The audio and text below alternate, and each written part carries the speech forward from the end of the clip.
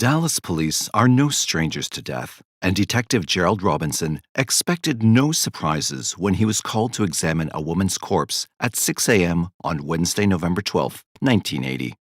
The body had been found 45 minutes earlier on Bryan Street, an inner-city neighborhood of honky-tonk saloons, cheap lodgings, and greasy spoon restaurants. Tempers flared there often, and the results were sometimes fatal. Robinson found the victim nude from the waist down, her blouse ripped open. Bruises on her neck suggested strangulation as the cause of death. Her torn slacks lay 20 feet away, hastily concealed in a clump of trees. Drag marks and abrasions on the woman's flesh showed that she had been hauled across dirt and gravel after she was killed and stripped.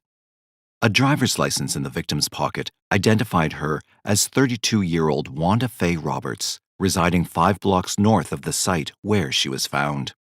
Post-mortem tests revealed no sexual assault, but they proved that Roberts had been drinking heavily before she died. Police scoured the Bryan Street bars and soon found one where Roberts was known as a regular. The bartender recalled her latest visit on the night she was murdered. Roberts had left the bar around 2 a.m. with another frequent customer, known only as Eddie. Detective Robinson filed the clue, but could do nothing with it. He needed a suspect, and there were thousands of Eddies in Dallas. There was nothing Robertson could do but wait. Near midnight on November 30th, 1980, 43-year-old Sally Thompson's 2 sons brought a girlfriend home to visit at her Dallas apartment. They saw lights burning in the living room and heard the TV playing, but the door was locked.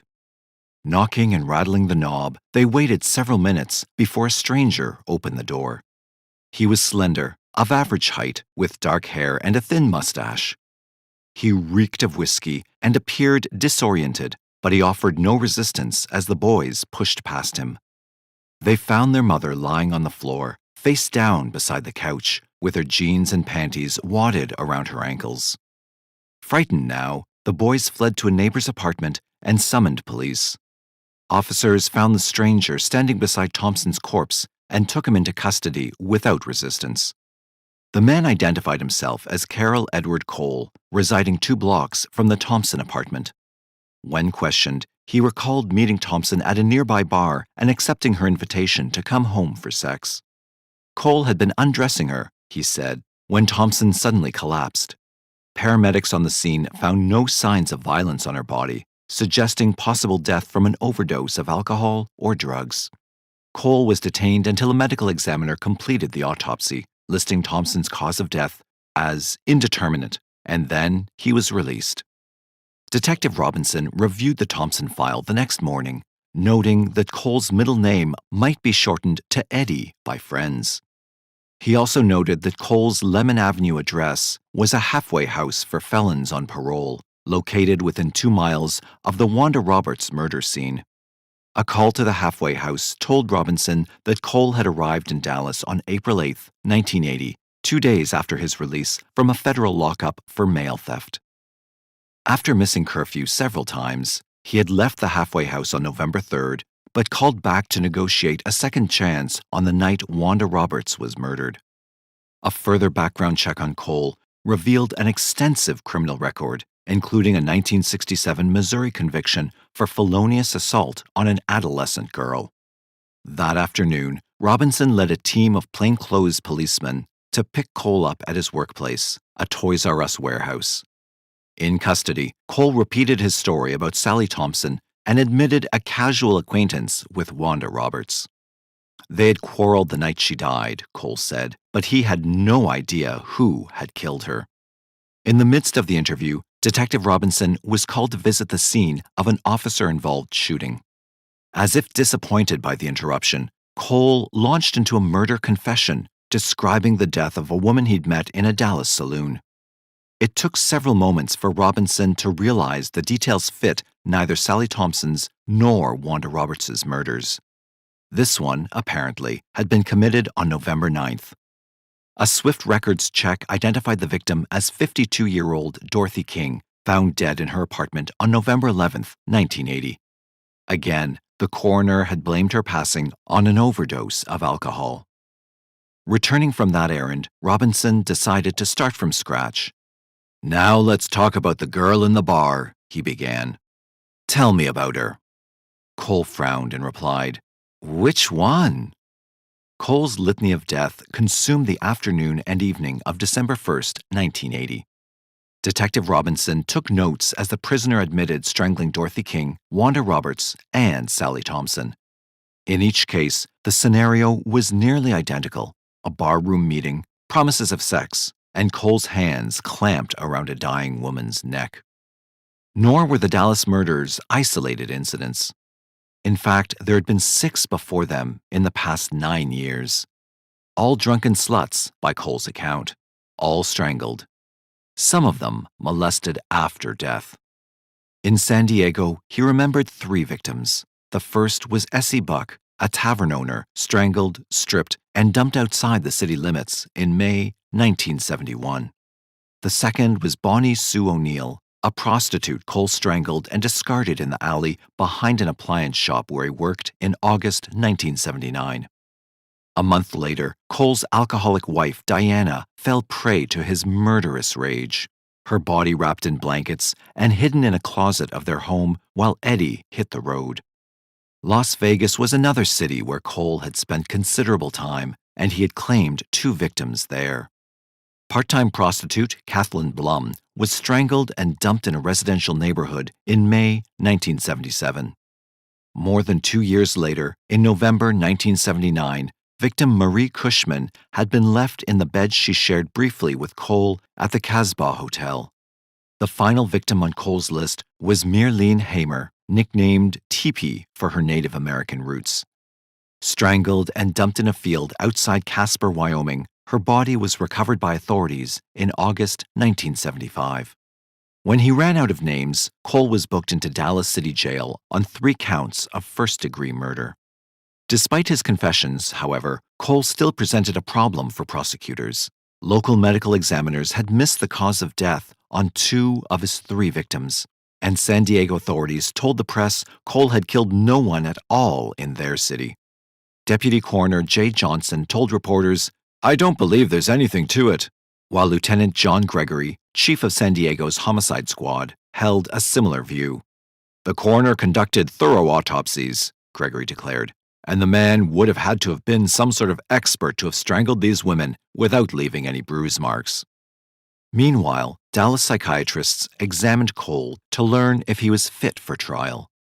Cole's blasé descriptions of murder and necrophilia unnerved them, but the doctors agreed that he was legally sane. Cole's trial began on April 6, 1981, before Judge John Meade, with Cole himself appearing as the sole defense witness. Under oath, he told a story of childhood abuse inflicted by his sadistic, adulterous mother, giving rise to a morbid obsession with women who betrayed their husbands or lovers. "I think," he told the jury, "I've been killing her through them." Details of the Dallas slayings were pretty fuzzy, Cole said, but he surprised the court by adding 3 more victims to his formal tally.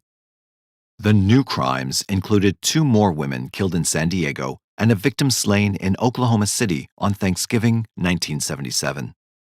"This one is almost a complete blank," Cole said of the Oklahoma victim. He didn't know the woman's name, but Cole remembered finding pieces of her body scattered from the bathroom to the kitchen of his small apartment. "Evidently, I'd done some cooking the night before," he testified. "There was some meat on the stove in a frying pan, and part that I hadn't eaten on a plate on the table." Jurors had heard enough. Prosecutor Mary Ludwig blamed the cannibalism confession on Cole's tendency to grossly exaggerate and a wild bid for an insanity plea. The panel deliberated barely 25 minutes before convicting Cole on 3 counts of murder. Judge Meade spared his life with a sentence of life imprisonment on April 9, 1981. Carroll Edward Cole was born in Sioux City, Iowa on May 9, 1938, the son of Laverne and Vesta Cole. A sister followed in 1939 before the family moved to Richmond, California, Laverne seeking work in the local shipyards. Drafted to serve his country in World War II, Laverne would be absent when his younger son's life took a sudden and bizarre turn for the worse. One day in 1943, as Cole recalled, his mother took him to visit an unfamiliar apartment. There, she met soldiers, engaging in drunken sex while Eddie waited in the squalid parlor with strangers. Afterward, at home, Vesta beat Eddie and twisted his arms, threatening worse if he ever revealed her transgression. The excursions were repeated, each capped with increasingly sadistic punishment until his father returned home at war's end. According to school records, Vesta kept her whipping boy at home until age 7, when by law he should have entered first grade at age 6. War's end and his father's return brought relief of a sort, but only by a matter of degree. Vesta still harassed and punished Eddie over the slightest infraction, and he had also begun to suffer at school. Playmates teased him mercilessly about his girl's name, often leaving him in tears. "The kids made quite a thing of taunting me," Cole later recalled. "I felt the animosity, withdrawing more and more into myself." One afternoon, hiding beneath the porch at home, Cole briefly blacked out and awoke to find that he had strangled the family's puppy. Strangely relieved by the act of killing, he began to fantasize about killing his mother, or, for that matter, any female who crossed his path.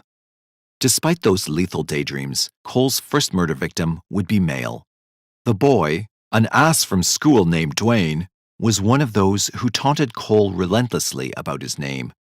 One summer afternoon in 1946, Cole joined his brother and a group of other boys to go swimming at Richmond's yacht harbor. Dwayne was part of the group, and they had barely reached their destination when he resumed the tired old litany, "How does it feel to have a girl's name, Carroll?" They were alone, with Cole in the water and Dwayne crouched on a nearby log, prepared to spring. He held his nose and jumped, Cole tracking his progress from a trail of bubbles, moving to intercept Dwayne. As Dwayne tried to surface, Cole clamped his legs around the other boy's neck, bracing his hands against the nearest log for leverage. "I held him under till I knew he was dead," Cole later wrote, "and when I let him go, he sank." Authorities dismissed the drowning as an accident, though Cole spent several months in fear of imminent arrest. "I was afraid of the police, with reason as I thought, but there was no remorse about Dwayne," Cole said. "I hated him, and I was glad I stood up for myself." It was the first time, but it would not be the last. The thrill derived from murder is a temporary fix. Like any other powerful narcotic, homicidal violence satisfies the senses for a time, but the effect soon fades. And when it does, a predator goes hunting. "If I thought my life was going to improve," Cole said of killing Dwayne, "I was sadly mistaken, neither at home or at school. I was getting meaner and meaner, fighting all the time in a way to hurt or maim, and my thoughts were not the ideas of an innocent child, believe me." Cole masked his morbid fantasies to a degree in elementary school and junior high, but they began to take a toll. An IQ test administered in February 1953 ranked Cole at the genius level of 152, but his grades scraped along that semester at a D+ average. By high school, he was burglarizing liquor stores and drinking heavily, finally dropping out entirely in the middle of his junior year. Cole worked briefly at a Richmond factory, then joined the Navy in February 1957. Drinking and theft of government property sent him to the brig, but it was a San Diego arrest on suspicion of burglary and auto theft that finally got Cole discharged on October 4, 1958. For reasons even he could not explain, Cole returned to his parents' home in Richmond and endured a new round of abuse from his mother, rubbing his nose in the latest abject failure. Cole remained with the family, working odd jobs and logging various minor arrests until June 1, 1960. That night, prowling a local lover's lane, he approached two couples in a parked car and attacked them with a hammer. Convicted of assault with a deadly weapon on June 28th, he was sentenced to 30 days on the county work farm. In January 1961, Cole flagged down a Richmond police car and told the patrolman of his urge to rape and strangle women. Several phone calls later, the officers suggested voluntary self-committal to a mental hospital. Cole entered Napa State Hospital on February 2, 1961, for 90 days observation and treatment. He wanted help, but dared not mention Duane's murder and could not bring himself to discuss Vesta's cruelty. Reports from Napa record Cole's fantasy of a happy childhood, noting that he talked about both his parents in rather glowing terms. Vesta confirmed the lie when she was interviewed by Dr. R.C. Hitchen. Another psychiatrist, Dr. L.M. Jones, described the final meeting where staff members discussed Cole's case. It was felt by some that he was a possible sexual psychopath, potentially dangerous to the community. The staff made a diagnosis of antisocial sociopathic personality disturbance on March 21st and recommended that he be discharged, not suitable, not mentally ill, and recommended that he apply for outside psychiatric treatment or a voluntary admission at Atascadero State Hospital because of his sadistic, abnormal sexual tendencies. Napa staffers released Cole on March 25, 1961. While serving a 6-month sentence for auto theft, that July, Cole repeated his plea for psychiatric help. Judge Raymond Coughlin signed the committal order on October 6th, and Cole entered Atascadero State Hospital 10 days later. Doctors there found his test results very puzzling and contradictory. Dr. Irwin Hart diagnosed Cole as a very passive-dependent person with a facade of independence and confusion concerning sexual identification. Cole was transferred to Stockton State Hospital for further testing and treatment on September 12, 1962. There, Dr. I. Weiss noted that he seems to be afraid of the female figure and cannot have intercourse with her first, but must kill her before he can do it. Weiss diagnosed Cole's condition as a schizophrenic reaction, chronic, undifferentiated type, and released him on April 19, 1963, with an indefinite leave of absence to self. Upon his release, Cole noted that his family was solicitous to some extent, but they were really wishing I was elsewhere. Brother Richard had moved to Dallas with his wife, and Texas was suggested for a change of scene. Laverne bought the bus ticket in May 1963, and Eddie headed south. Cole later recalled that his brother spent the next few weeks showing me Dallas through bar and tavern windows. Soon he was able to find the saloons, and the women they attracted, by himself. On July 5, 1963, despondent over a failed attempt to strangle a woman he met in one dive, Cole attempted suicide with pills and spent 4 days in a psychiatric ward. Soon after his release, Cole met Neville Billy Whitworth, an alcoholic stripper whom he described as neurotic and unstable, just like me. It was the ultimate codependent relationship, complete with raging violence on both sides. Cole and Billy married in November 1963, soon after her part-time employer, one Jack Ruby, murdered the alleged assassin of President John Kennedy. The marriage was chaotic from day one, lust and anger, fueled by alcohol, interrupted by arrests for drunkenness and domestic violence. It came to a head in August 1965, Cole convinced that Billy was servicing men at the motel where they lived. Furious, Cole set the place on fire and was indicted for arson on August 19th, convicted and sentenced to 2 years imprisonment in March 1966. He served 9 months and was released on January 5, 1967. Tired of Billy and their wasted life, he started drifting aimlessly, his travels marked by a series of arrests. An Oklahoma City court fined him $20 for vagrancy by pimping in April 1967. A month later, he invaded the bedroom of an 11-year-old girl in Lake Ozark, Missouri, and tried to strangle her as she slept. Her screams summoned help, and Cole was captured moments later by police, facing 10 years in prison on a charge of felonious assault with intent to ravish.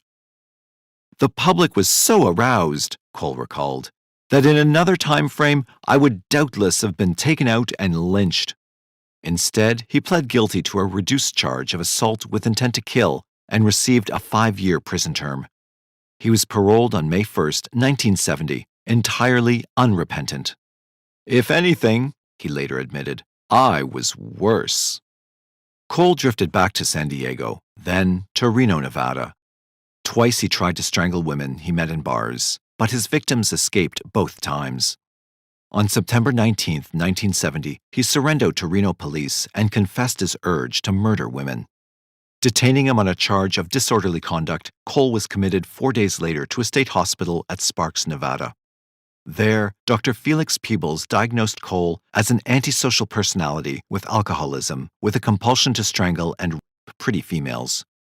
By October 13th, that diagnosis had changed to brand Cole a highly manipulative young man who is utilizing his difficulties with the law in the past and his threats of violence upon others to find shelter when he is out of funds or ways to get what he wants. Dr. Peebles ordered Cole released, with the following notations in his file. Condition on discharge, the same as on admission prognosis, poor. Under disposition, Peebles noted, he was discharged and placed on an express bus for Los Angeles, where he was to change buses and go on to his home in San Diego, California. Eddie wasn't cured, but he was someone else's problem now. And he had given up on seeking help. Naming San Diego as his home was a strategic move on Cole's part. As a border town, he later wrote, it's wild and practically anything goes. Also, being in California, it's easy to get on welfare, and my record with the state hospitals qualified me for more disability. Cole played the game to a point, training as a nurse's aide, but he was appalled by local hospital conditions. Have you ever seen a patient eaten up with bed sores because someone didn't care enough to do their job? He wrote. And the verbal abuse was something else. I often thought of waylaying one of those nurses in the parking lot, killing her for the old folks. But, unfortunately, our classes were in the daytime. Instead, he transferred his aggression to others. After 3 flings at psychiatry, Cole noted, my urges were stronger than ever, but I wasn't concerned about it anymore. I just said to hell with it and waited to see what would happen. On May 7, 1971, he met Essie Buck in a San Diego tavern and strangled her in his car, leaving her body in the trunk overnight. The next morning, Cole remembered, I felt nothing, not elation, guilt, or any of the feelings thought to appease someone like me. Just cold nothing. He discarded the body on May 9th, his 33rd birthday. 2 weeks later, Cole would claim, he met another hard-drinking woman, known only as Wilma, and strangled her after a night on the town. He buried her corpse in the foothills outside San Ysidro, where it remains undiscovered today. His third victim, a week after Wilma, was killed and buried in a similar fashion. If Cole ever knew her name, he had forgotten it years later when he penned an account of the murder from prison. In June 1971, while serving time for theft and drunk driving, Cole was questioned by San Diego homicide detective Robert Ring. Essie Buck was mentioned, startling Cole. He admitted sleeping with her on the night she died, but claimed he woke the next morning to find her dead of unknown causes beside him. Cole had dumped her body in a panic, he claimed. It was far-fetched, Cole wrote in 1985, but Ring bought it. Cole was released on schedule in March 1972. A short time later, hunting, he drove to San Ysidro on the Mexican border. Cole picked up 2 Hispanic women in a bar and took them for a ride a few miles outside town to drink more beer, but Cole had other plans. When one woman slipped away to relieve herself, he bludgeoned her companion with a hammer, then strangled the other upon her return. Afterward, he buried both women in the desert, 2 more victims who were never found. In the summer of 1972, shortly after his release from jail on yet another drunk driving charge, Cole met an alcoholic barmaid named Diana Paschal. They soon moved in together, although neither was monogamous.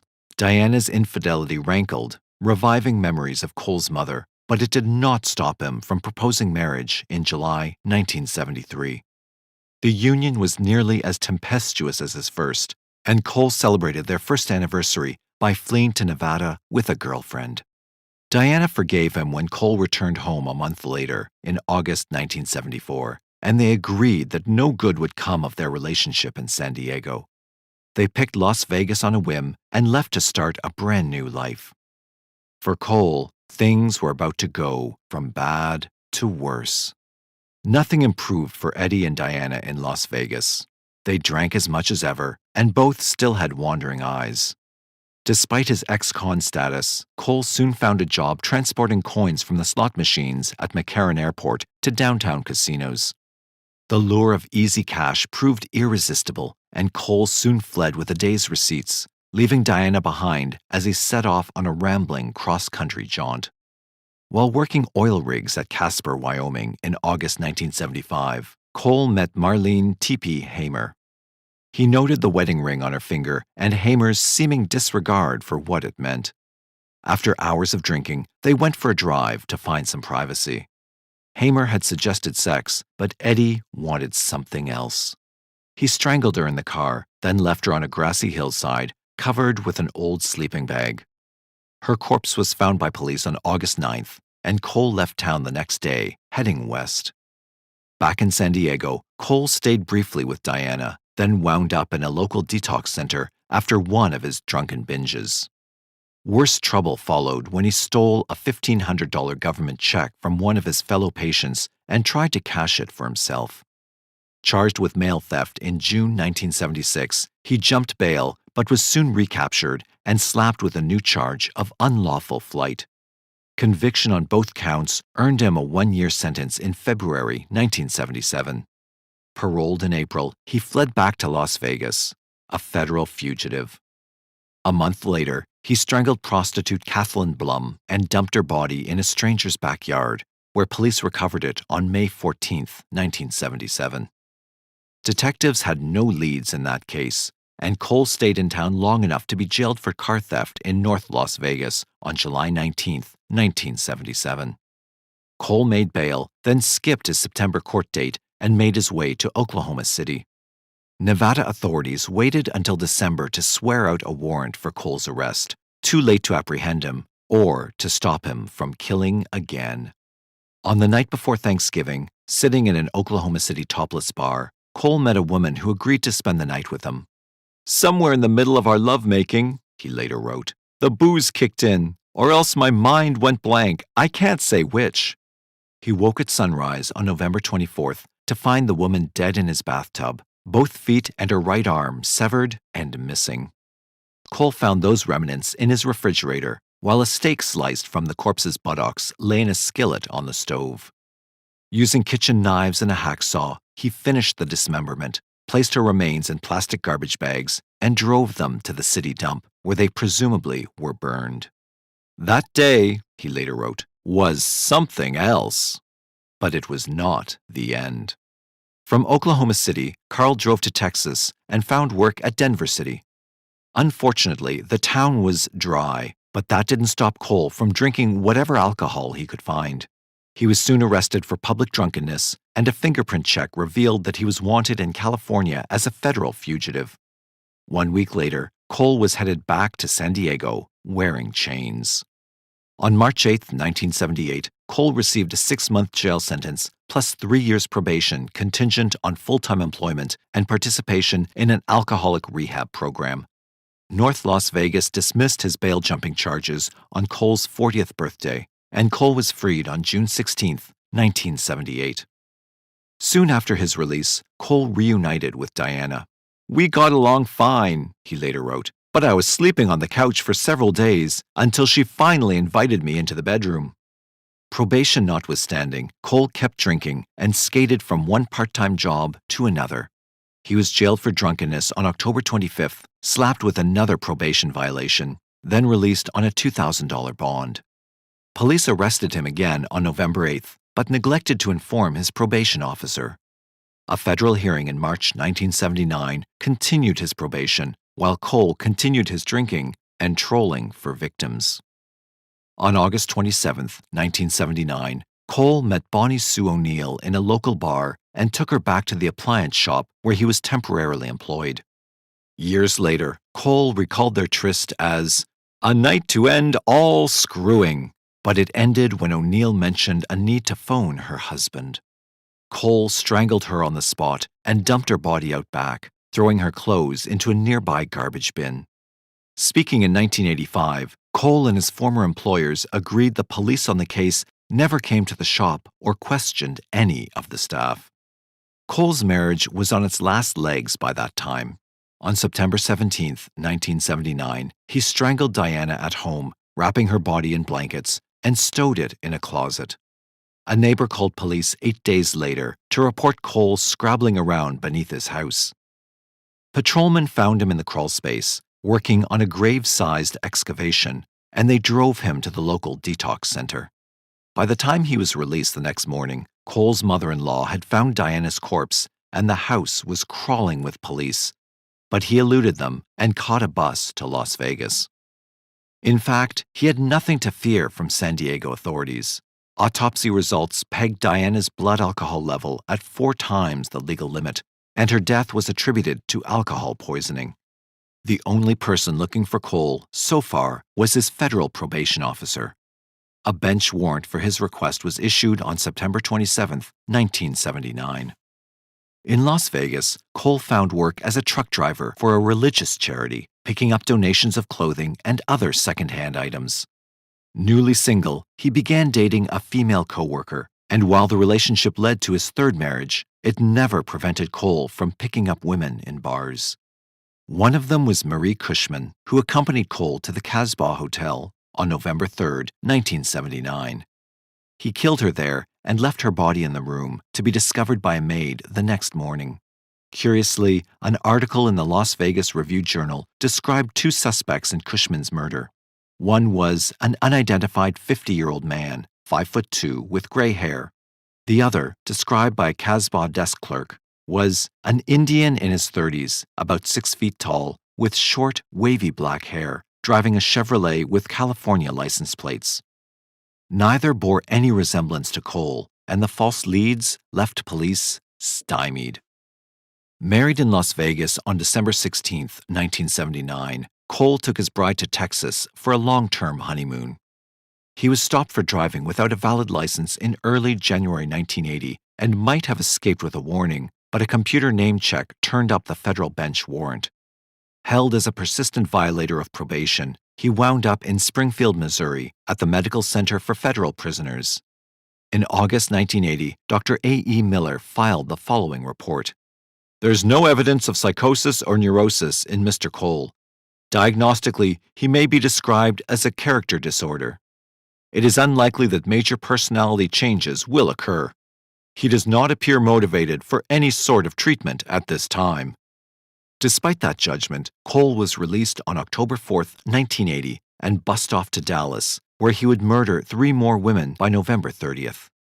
Cole's murder confessions in Dallas rang bells in Las Vegas, where Detective Joe McGuckin heard the news and booked a flight to Texas on December 3, 1980. His interview with Cole convinced McGuckin that he had solved the homicides of Kathleen Blum and Marie Cushman. But knowing the killer was not the same as bringing him to justice.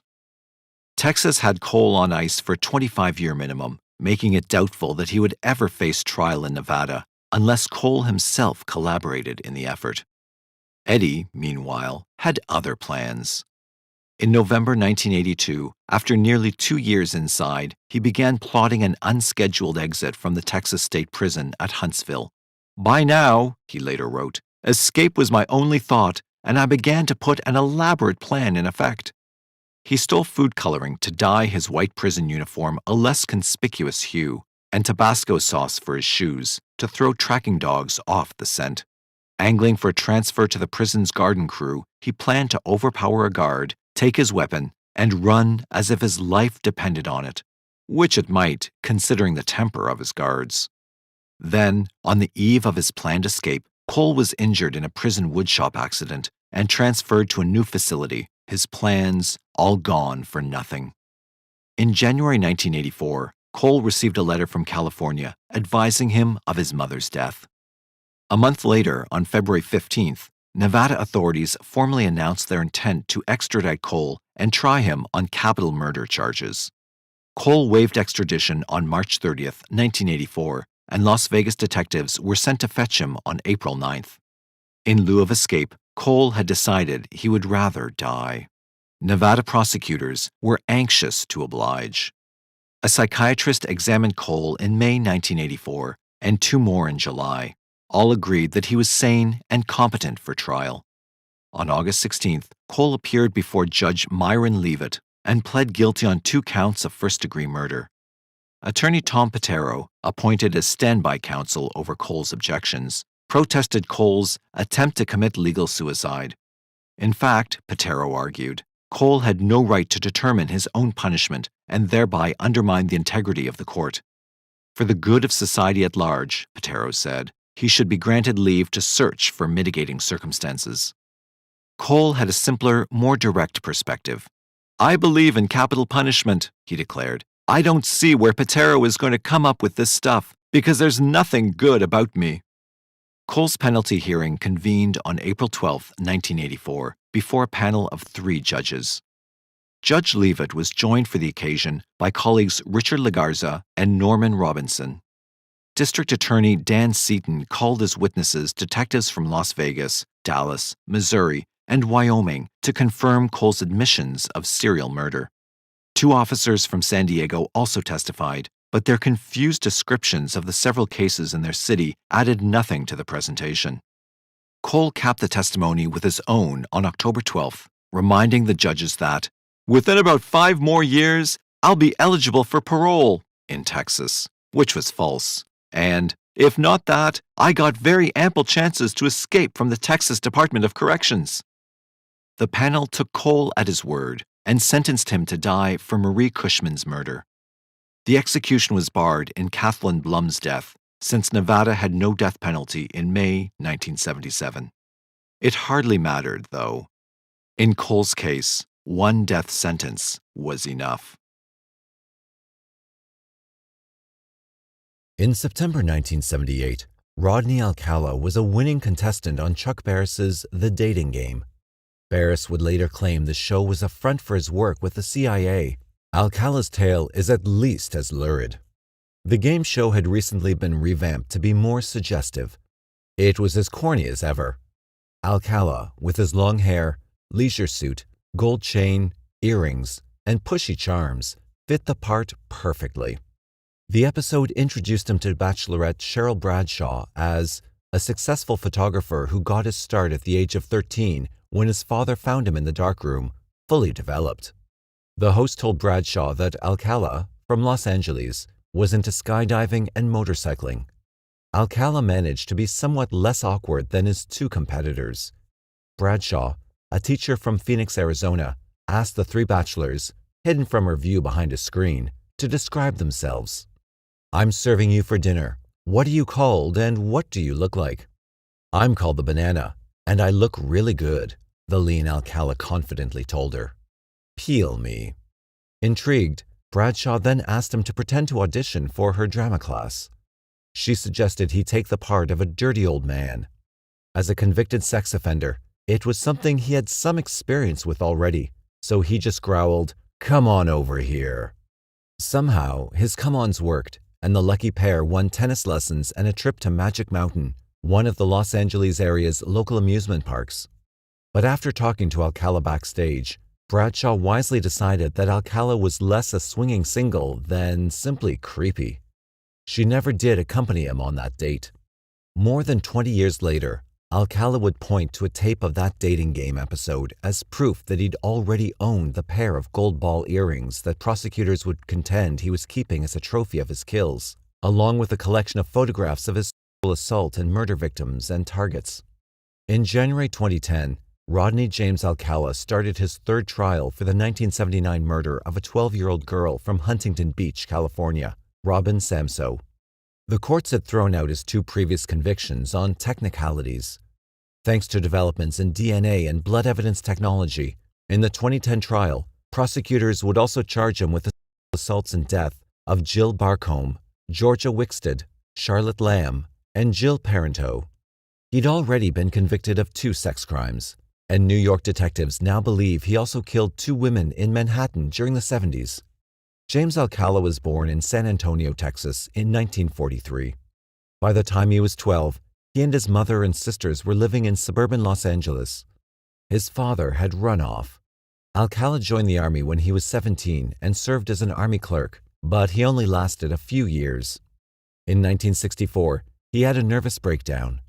A military psychiatrist described him as an antisocial personality. Discharged, he returned to Los Angeles and enrolled at UCLA, where he received a Bachelor of Fine Arts degree in 1968. That same year, he abducted and nearly killed an 8-year-old girl. Tally S., as the press would know her, was on her way to school in Hollywood when a passerby saw Rodney Alcala lure her into his car on Sunset Boulevard. The witness followed Alcala and the girl to his DeLong Prairie Avenue apartment and called the police. By the time officers arrived on the scene, Alcala had bashed the girl's skull with a metal pipe and raped her. When they knocked, he stalled and snuck out the back, leaving the child nearly dead, surrounded by photography equipment. Los Angeles police detective Steve Hodel investigated. He says professors at UCLA told him he must have the wrong guy. They just couldn't imagine that the well-spoken, sophisticated art student could have committed such a crime. Alcala fled Los Angeles to New York to evade arrest. Under the name John Berger, Alcala balanced a playboy lifestyle with coursework at New York University, including a film class taught by future sex offender Roman Polanski. If NYPD investigators are right, Alcala also followed his crimes against Tally S. with another attack, this one deadly.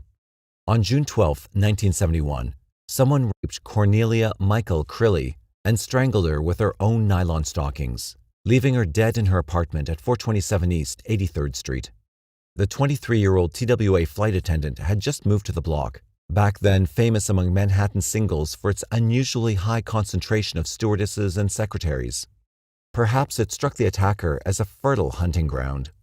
At the time of the discovery of the body, the NYPD initially suspected Crilly's boyfriend, Leon Borstein. They now believe that Rodney Alcala committed the crime and say that saliva evidence ties him to the crime scene. Borstein was then a Brooklyn assistant district attorney. He has since served as a chief special prosecutor for New York City. Borstein thinks Crilly met Alcala as she moved into her new apartment. He speculates that the friendly young woman might have accepted Alcala's help in moving some furniture. With the cops distracted by Borstein, Alcala slipped away again. Still using the John Berger alias, he took a job at a drama camp near New Hampshire's Lake Sunapee. When two teenage girls took shelter from a sudden summer storm in the post office of the tiny village of George's Mills, they noticed that their camp counselor, John Berger, looked a lot like the Rodney Alcala pictured on the FBI's 10 Most Wanted poster. The authorities were seeking Alcala for the California assault on young Tally S. The campers alerted authorities, and in August of 1971, Alcala was arrested for that crime. The Crilly case was still open, but Alcala was found guilty and sentenced for kidnapping and raping Tally S. Thanks to then-lenient California laws that emphasized rehabilitating sex offenders rather than putting them away, he served only 34 months, despite indications that the girl would have died from her injuries had the witness not led police to Alcala's apartment so quickly. Rodney Alcala would soon be free to strike again. In 1974, a 13-year-old girl known in trial reports as Julie J. made an emergency call claiming that a man had kidnapped her in Huntington Beach. She'd been waiting for the bus, and Rodney Alcala had offered her a ride to school. He then refused to let the panicked girl out of his car until they got to Bolsa Chica State Beach. He dragged Julie to the cliffs, forced her to smoke marijuana, and kissed her. Alcala was convicted only of violating parole and furnishing a minor with marijuana. He spent just another 2 years in prison. When he got out, Alcala's trusting parole officer gave him permission to go to New York to visit relatives for the summer of 1977. David Berkowitz, better known as the Son of Sam, would be arrested that August for a 2-year crime spree during which he shot 7 young women and 2 men around New York City. Alcala allegedly added to this summer of terror. NYPD investigators believe Alcala murdered a young Manhattan socialite that summer. Ellen Hover, 23, was the daughter of Herman Hover, the owner of Ciro's, a legendary Hollywood nightclub. Ciro's was first the epitome of big band swing, the height of Rat Pack glamour. Sammy Davis Jr. and Dean Martin served as Ellen's godfathers. Her grandmother was a gossip writer. Her aunt, Sheila Weller, writes for Vanity Fair. Ellen Hover was last seen in her apartment on 3rd Avenue at 44th Street on July 15, 1977.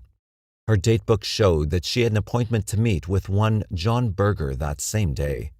Her stepfather hired a private investigator, and the family took out an ad in the New York Times, soliciting information on the mysterious John Berger. Alcala simply moved back to Los Angeles, reverted to his own name, and got a job as a typesetter at the Los Angeles Times. No one came forward with information on John Berger until later that year. A tip to the FBI pointed out that a New Hampshire drama camp counselor named John Berger had been taken away by the police a few years before. The FBI finally connected the dots and questioned Alcala in Los Angeles. He admitted knowing Ellen Hover, but investigators hadn't yet found her body, so they let him go and apparently filed the case away. Ellen Hover's body was eventually found on the Rockefeller estate in North Tarrytown, New York, just miles from a Hover family summer house, and mere yards from where an aspiring model would later report that Berger had taken photos of her. Meanwhile, Rodney Alcala was up to his old tricks. While New York was busy with the Son of Sam killings, Los Angeles endured the Hillside Strangler, which actually turned out to be two men who were killing young women and dumping their bodies in the wooded ravines around the city. And Los Angeles also had Rodney Alcala again. The Los Angeles Police Department initially thought the murder of Jill Barcombe, 18, was the Hillside Strangler's work. Jill Barcombe was a runaway originally from Brooklyn. One of 11 kids, she'd volunteered as a candy striper and played the trumpet in high school. She was barely 5 feet tall and weighed less than 100 pounds when her abductor picked her up on Sunset Boulevard. Her lifeless body showed up on a service road off Mulholland Drive, near Marlon Brando's home, in November 1977. The discovery of Barcombe's corpse interrupted a film shoot. She was nude, kneeling as if she'd been deliberately posed. Her skull had been crushed, probably with a bloodied rock found nearby. She'd been sexually assaulted, and she'd been strangled 3 times, with a belt, with her pantyhose, and with one of her pants legs. Investigators now say that DNA evidence at the scene matches Alcala. The Hillside Strangler Task Force eventually followed Alcala to his mother's home, interviewing him there in March 1978. They were questioning all sex offenders in the area. They didn't actually suspect him of the killings, but did charge him with possession of a small amount of marijuana. He was out of jail on the drug charge by the end of June. Soon after, he appeared on the dating game. But Rodney Alcala had already claimed other victims. In December 1977, Georgia Wickstead, a 27-year-old nurse, was discovered dead in her Malibu apartment.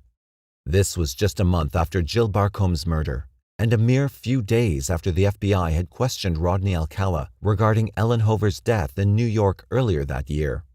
Wickstead, 27, was last seen when she drove another nurse, Barbara Gale, home from a bar. When she didn't show up for work the next day, Gale and her co-workers reported her missing.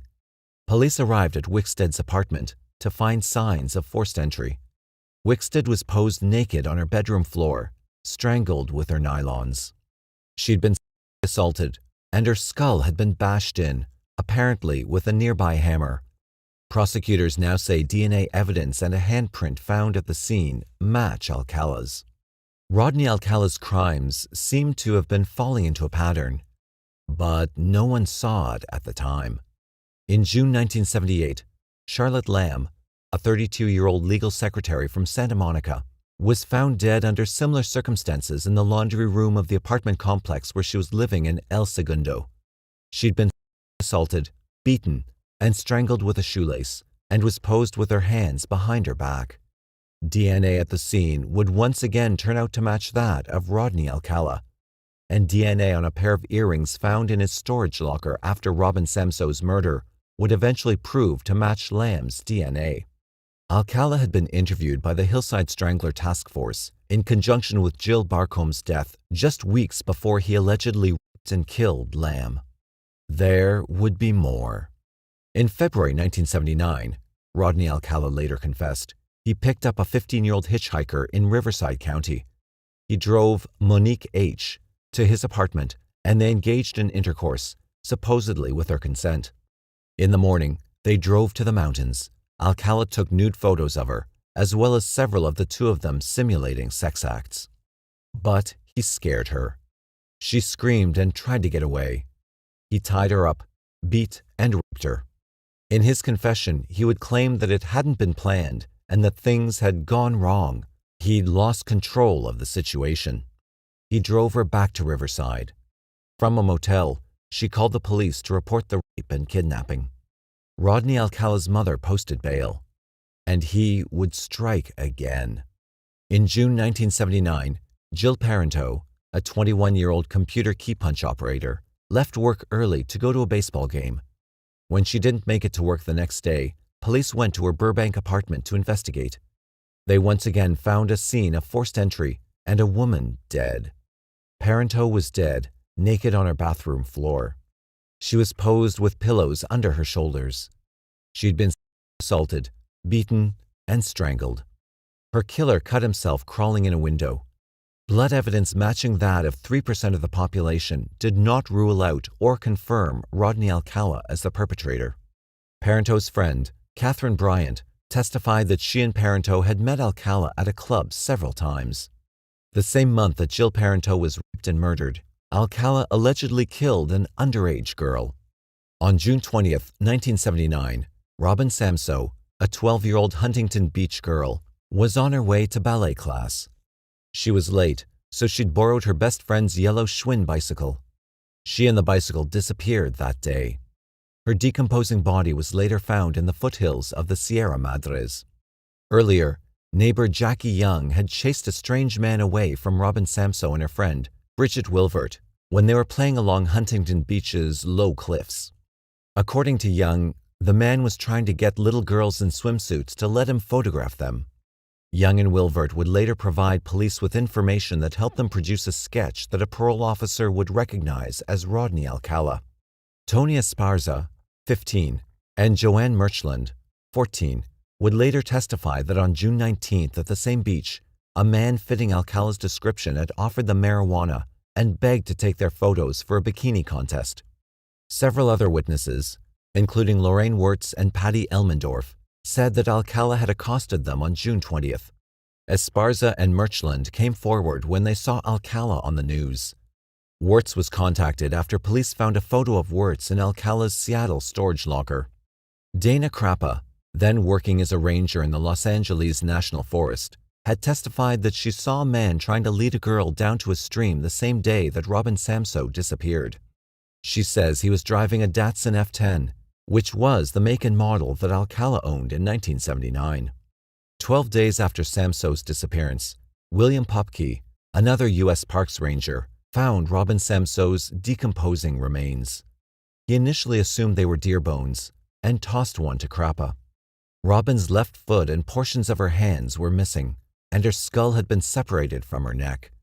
A kitchen knife and one of her shoes were nearby. The decomposition meant that investigators were unable to determine whether she'd been raped. On July 24, 1979, police arrested Alcala at his mother's Monterey Park home. They soon charged him with the murder of Robin Samsoe. The story was far from over. When investigators searched Rodney Alcala's mother's house, they found a receipt for a storage locker in Seattle. The locker held numerous photographs of young girls, including one of Lori Wirtz. They also found a pair of gold ball earrings allegedly worn by Robin Samsoe and belonging to her mother. Alcala still claims he'd long owned those himself. The second pair of earrings, with tiny roses, would, years later, reveal Charlotte Lamb's DNA. Police believe that Alcala was keeping the photos and earrings as trophies of his crimes. Alcala apparently spent just a few days in Seattle that July. He told his girlfriend, Elizabeth Keller, that he'd been in Dallas, where he said he was planning to open a photography studio. He told other friends and acquaintances that he was moving to Chicago. With the evidence from the storage locker and testimony from witnesses, prosecutors brought Alcala to trial for his crimes against Robin Samsoe. Robin Samsoe's mother, Mary Ann Connolly, brought a .25 caliber pistol to the trial. She ultimately decided not to use it, believing that the legal system would deal justly with her daughter's killer. Alcala had an alibi. He claimed at the time of her abduction he was at Knott's Berry Farm, applying for a job to become a disco photographer. Alcala's sisters, Christine de la Cerda and Marie Troiano, and his mother insisted that Alcala had called both sisters from his mother's house around the time of Robin's abduction. While those calls do appear on phone bills, there's no way of confirming whether Alcala or his mother made them. In 1978, Rodney James Alcala was found guilty of first-degree murder with a deadly weapon and kidnapping. The kidnapping charge qualified as a special circumstance that exposed him to the death penalty. Marianne Connolly, though, never worked again, and she developed a drug problem. Robin's three siblings, Tara Ann, Tim, and Robert, were never the same, because Alcala's conviction was overturned twice. Rodney Alcala was twice found guilty of the kidnapping and murder of Robin Samsoe. Both convictions were overturned on technicalities, first by the California Supreme Court in 1984, then by a U.S. Circuit Court of Appeals in 2001. In 1984, the California Supreme Court decided that the jury shouldn't have been allowed to hear about Alcala's other convictions. Furthermore, the judges believed that two of Alcala's inmates who testified against him had perjured themselves. Robert Dove and Michael Herrera testified that Alcala had told Herrera that he had lured the girl into his car by offering her money for photos and promising to drive her to her ballet class. Dove had overheard the conversation, in which Alcala allegedly had told Herrera that he hadn't stabbed the girl, but beat her unconscious. Herrera also said that Alcala told him that he'd left the girl's bicycle behind a thrift store. The owner of a thrift store in El Monte testified that he had indeed found a child's yellow Schwinn behind his shop. In 2001, the defense claimed that the prosecution hadn't properly handled Dana Crappa's statements. She had claimed amnesia and didn't testify during the second trial, but her previous testimony was presented in her absence. Alcala remained in prison, and he's been keeping himself busy. He's tried to sue the California state prison system over fall that he took and over refusing to provide him with a low-fat diet. He's spoken out against the new state policy of routinely testing and comparing DNA, the practice that has tied him to the rapes or murders of Jill Barcombe, Georgia Wixted, Charlotte Lamb, and Jill Parenteau. And in 1994, he wrote a book defending himself, You, the Jury. He still denies that he killed Robin Samsoe. He's flip-flopped, first saying that an insanity defense exculpates him in the deaths of Barcombe, Wixted, Lamb, and Parenteau, and then insisting that he didn't kill them either. But now he's on trial for the deaths of the girl and all four women. Rodney James Alcala was accused of killing Robin Samsoe, Jill Barcombe, Georgia Wixted, Charlotte Lamb, and Jill Parenteau. He was eligible for the death penalty due to special circumstances because he was accused of multiple murders as well as murder during rape or kidnapping. He objected to trying the 5 murders in a single case. Superior Court Judge Francisco P. Briceño presided over the case in Santa Ana, California. Deputy District Attorney Matt Murphy was prosecuting. During dating game killer Rodney Alcala's 2010 trial, Orange County Deputy District Attorney Matt Murphy called Alcala a monster and said he deserved to die. He told the jury that Alcala was a hunter who stalked and killed his prey simply because he liked it. Murphy alleged that Alcala would strangle victims with his bare hands until they passed out. He'd strangle them again with pantyhose or shoelaces. Once they were dead, he'd pose their bodies and take pictures. On February 25, 2010, a third jury found dating game killer Rodney Alcala guilty of the 1979 murder and kidnapping of Huntington Beach ballerina Robin Samsoe, 12. They also finally found him guilty of first-degree murder in the deaths of 4 adult women, Jill Barcombe, Georgia Wixted, Charlotte Lamb, and Jill Parenteau. On March 30, 2010, Judge Francisco Briceño sentenced him to death for the crimes. It was Alcala's third death sentence. The verdict in his other 2 trials for Samsoe's murder were overturned. If third time's the charm, maybe the sentence will stick this time. But the haunting contents of Alcala's Seattle storage locker have left Huntington Beach police fearing that this fiend's crimes weren't limited to the deadly sexual assaults in Southern California for which this trial has hopefully finally brought justice. Unsurprisingly, the trial was a circus. Alcala defended himself.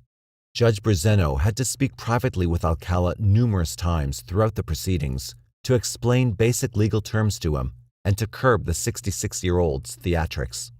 New forensic evidence buttressing the charges against Alcala for his crimes against the women was supplemented by testimony from 2 other victims whom he'd long been convicted and sentenced for assault. He'd picked up Monique H. to take photographs, brought her to a secluded rural area, then beat, sodomized, and raped her. Alcala did what he could to avoid the charges and their penalty. Early in the trial, he showed a clip from his winning 1978 appearance on television's Dating Game, claiming that it showed him already wearing the earrings that supposedly tied him to the Samso murder. Jurors seemed to have trouble making out the earrings in the grainy footage. They weren't convinced by his defense. In his closing arguments, Alcala told jurors that if they gave him the death penalty, they would be killers themselves. He then played them an extract from Arlo Guthrie's Alice's Restaurant Massacre, a sprawling anti-Vietnam epic. I want to kill. I wanna kill. Kill. I wanna see blood and gore and guts and veins in my teeth. Kill. Kill. Kill. Kill. Alcala reminded the jury that he would fight a death sentence, and it would be automatically appealed.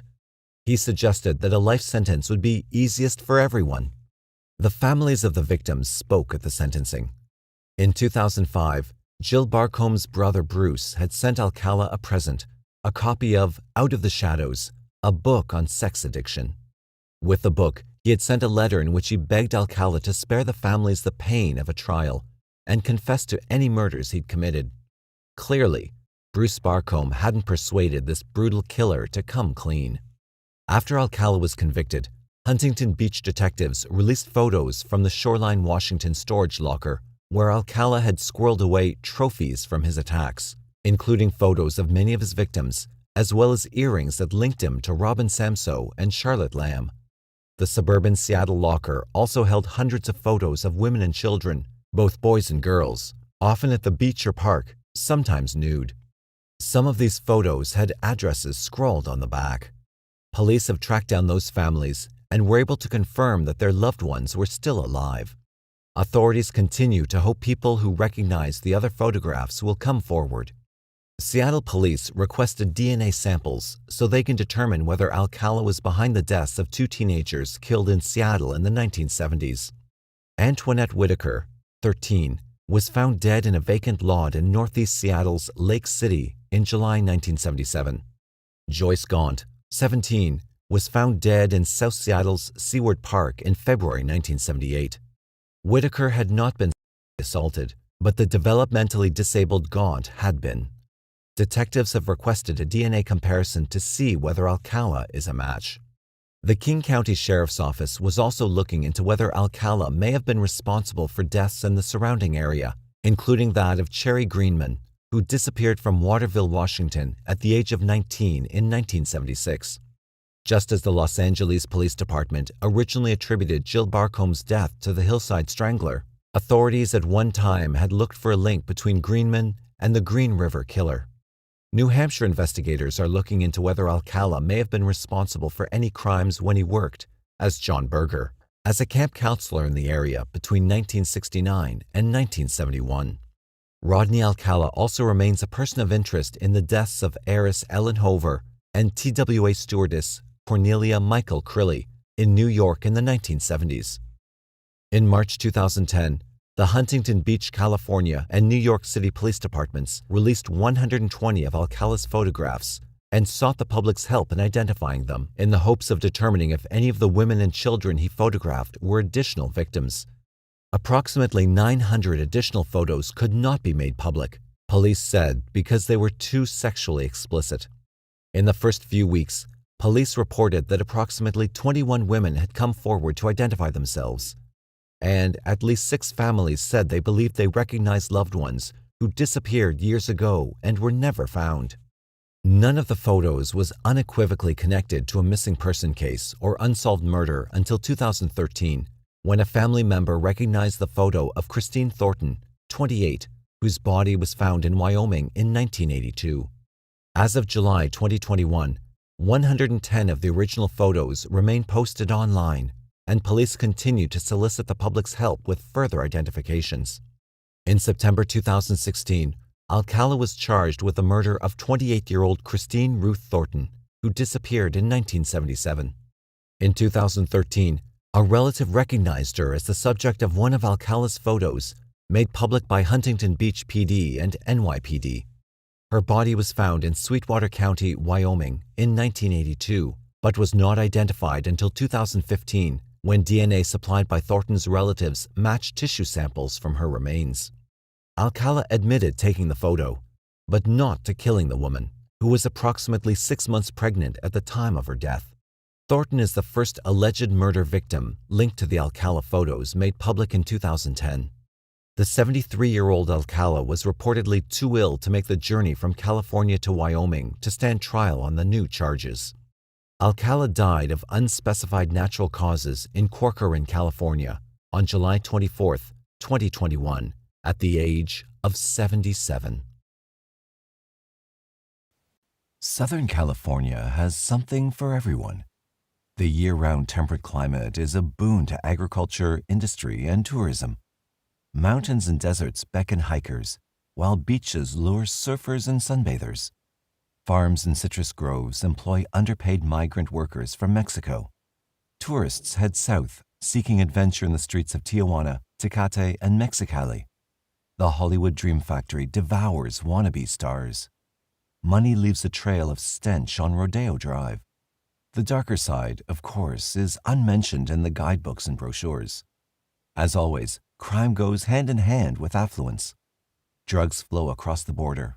Prostitutes work the streets near the studios of Disney and Universal. Runaways sleep in culverts, alleyways, or seedy crash pads, such as Hollywood's notorious Hotel Hell. Street gangs and dealers transform streets into shooting galleries. There are also the predators, aside from the ones in gold chains and limousines. Southern California is psycho-central. The region has earned its grim reputation the hard way, producing a full 10% of the world's identified serial killers between 1950 and 2000. Predictably, the killers are now celebrities, with nicknames tailor-made for the tabloids and their inferior cousin, television. The Night Stalker, the I-5 Killer, the Skid Row Slasher, the Hillside Strangler, the Freeway Killer, the Koreatown Slasher, the Candlelight Killer, the Southside Slayer, the Trash Bag Killer, the Sunset Slayer, the Orange Coast Killer. No studies have explained the disproportionate number of serial killers in Southern California, but some of the answers are as obvious as a talentless Hollywood nymphet. The first is population. Hunters go where there's game, and Southern California offers an abundance of prey. Los Angeles' population stood at 3.6 million at the turn of the new century, with another 1.2 million in San Diego. Overall, the sprawl from Santa Barbara to the Baja border totals 20 million. Innumerable others live off the record: runaways, illegal immigrants, the homeless, fugitives, and those who simply have fallen through the cracks. Among those 20 million inhabitants and others yet unrecognized, a predator can find abundant targets of opportunity. These include hitchhikers, prostitutes, fringe dwellers, unattended children, and the forgotten elderly. Many won't be missed. Who will care if their bodies are recovered from a shallow grave, a highway culvert, or a garbage dumpster? Mobility is key. Southern California invented the automobile cult. The population is large, but the density is low. A teeming highway system, for example, has made Los Angeles the global capital of bank robbery. In a predictable irony, a predator named Mac Ray Edwards helped build the highways, slaughtering children from 1953 to 1969, planting their bodies overnight in soil that he would pave with asphalt in the morning. By the time Edwards hanged himself on San Quentin's death row, the next generation already was cruising those freeways in style. Their names are nightmarish legend: Harvey Glattman, Thor Christensen, Kenneth Bianchi and Angela Bueno, Patrick Kearney, William Bonin and Vernon Butts, Fernando Cota, Randy Kraft, the Manson family. Two of the worst are now all but forgotten today, except by the families of victims and some cops. These slayers never had nicknames because reporters never learned of them until they were in custody. Yet, one of them had selected a nickname. He signs his prison fan mail, Pliers. Lawrence Sigmund Bittaker was born in Pittsburgh, Pennsylvania on September 27, 1940. Mr. and Mrs. George Bittaker adopted the infant named Lawrence shortly after he was born. George's work in aircraft factories occasioned frequent moves for the family, from Pennsylvania to Florida, then to Ohio, and finally California. Something in that rootless childhood stuck with Lawrence, and he dropped out of school in 1957 after several brushes with police and juvenile authorities. Soon after dropping out of high school, Bittaker was arrested in Long Beach for auto theft, hit and run, and evading arrest. That bust earned him a trip to the California Youth Authority, where he remained until he was 19. Within days of his California parole, Bittaker was picked up by FBI agents in Louisiana, charged with violating the Interstate Motor Vehicle Theft Act. Convicted on that charge in August 1959, he was sentenced to serve 18 months at a federal reformatory in Oklahoma. His behavior there soon earned Bittaker a transfer to the U.S. Medical Center at Springfield, Missouri, where doctors released him after he'd served 2/3 of his sentence. Arrested next for a Los Angeles robbery in December 1960, Bittaker was convicted in May 1961, slapped with an indeterminate sentence of 1 to 15 years in state prison. A 1961 psychiatric examination found Bittaker manipulative and having considerable concealed hostility. Despite superior intelligence, he was diagnosed as a borderline psychotic and basically paranoid. The following year, a second psychiatrist noted Bittaker's poor control of impulsive behavior. These diagnoses notwithstanding, he was paroled in late 1963 after serving barely 1/6 of his possible maximum sentence. Freedom never seemed to agree with Larry Bittaker. 2 months after his conditional release, he was jailed again for parole violation and suspicion of robbery. Another parole violation sent him back to prison in October 1964. Interviewed by a psychiatrist in 1966, Bittaker confessed that stealing made him feel important, then curiously added that his crimes occurred under circumstances that were not totally my fault. Another diagnosis of borderline psychosis was recorded, and authorities released him yet again, only to see another parole violation in June 1967. 1 month later, Bittaker was tagged for theft and leaving the scene of a hit-and-run accident. Convicted on those charges, he drew another 5-year sentence, but he was paroled after serving less than 3 years in April 1970. Arrested for burglary and parole violation in March 1971, he was convicted on both counts that October, receiving an additional sentence of 6 months to 15 years. At that time, the California prison system was in such disarray that it was hardly surprising that Bittaker was freed 3 years later in 1974. His next crime began as simple shoplifting, shoving a steak down the front of his pants in a supermarket, but it escalated to attempted murder in the parking lot when Bittaker stabbed an employee who tried to stop him. Forensic psychiatrist Dr. Robert Markman examined Bittaker before trial and rejected the earlier findings of borderline psychosis. He branded Bittaker a classic sociopath. As Markman explained that term later in his memoir Alone with the Devil from 1989, the diagnosis simply meant that Bittaker was incapable of learning to play by the rules. He would never learn by experience, and he would just keep butting his head against the barriers of acceptable behavior. In short, he was a hopeless case beyond any known treatment or rehabilitation. Dr. Markman also warned that Bittaker was bound to escalate his criminal behavior, moving on to more serious crimes. He was a highly dangerous man with no internal controls over his impulses, a man who could kill without hesitation or remorse. Bittaker later reinforced this surmise, telling a cellmate that someday he planned to be bigger than Manson. Prison psychiatrists concurred with Markman. A 1977 jailhouse evaluation found Bittaker more than likely to commit new crimes upon his release. 1 year later, in July 1978, another psychiatrist dubbed Bittaker a sophisticated sociopath whose prospects for successful parole were guarded at best. Again, the warnings were ignored, and Bittaker was released in November 1978, but not before he had made a special friend. Roy Lewis Norris was born in Greeley, Colorado on February 2, 1948. Unlike Bittaker, Norris lived in his hometown until he was 17 when he dropped out of school and joined the Navy. He was stationed in San Diego, but in 1969, Norris spent 4 months in Vietnam. Norris never saw combat, but he did see drugs. Marijuana was his drug of choice, and it was widely available. Back in Southern California, by November 1969, Norris attacked a female driver in downtown San Diego. He forced his way into her car and attempted to have non-consensual sex. It only took 3 months for Norris to get arrested again. Free on bail pending trial for attacking the motorist, Norris knocked on another San Diego woman's door. He asked if he could use her telephone. When the woman refused, he tried to break in through a living room window, then ran around back to the kitchen. Reaching a window there, he finally entered the house, but police arrived before he could harm his intended victim. At that point, the Navy had seen enough of Norris. He received an administrative discharge for psychological problems after he was diagnosed as having a severe schizoid personality. Still awaiting disposition of his previous assault cases, Norris attacked a young woman in May 1970 on the campus of San Diego State College. He tackled the student from behind, clubbed her with a stone, and then slammed her head repeatedly into a concrete sidewalk. This time, the charge was assault with a deadly weapon, and it was finally enough to take Roy Norris off the streets.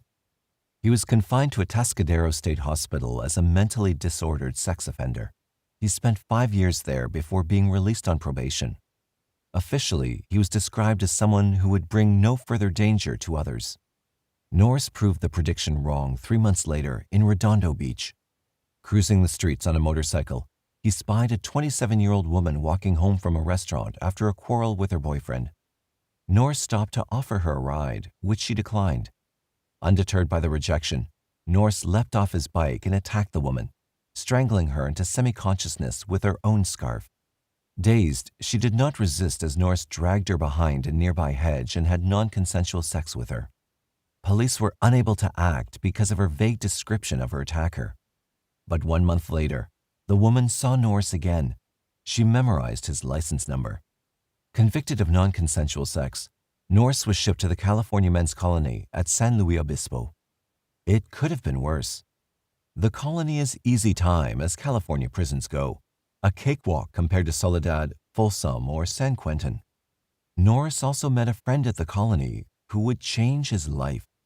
Reminiscing years later, Norris would claim that Larry Bittaker twice saved his life at San Luis Obispo. The experience bound him to Bittaker, although the details are vague.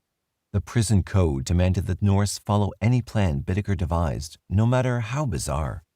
It helped, of course, that they shared near-identical fantasies of domination, non-consensual sex, and torture. Next time a woman fell into his clutches, Bittaker confided, he would kill her afterward, a surefire method of evading punishment. In fact, he thought, it might be fun to play a game, selecting one victim for each teen year, 13 through 19, and to see how long each victim could be kept alive and screaming. Bittaker was paroled on November 15, 1978, returning to Los Angeles where he found work as a machinist. Norris was freed exactly 2 months later on January 15, 1979. He moved in with his mother at an LA trailer park and used his Navy training to find work as an electrician. Bittaker wrote to Norris in February 1979 and arranged a rendezvous at a cheap downtown hotel.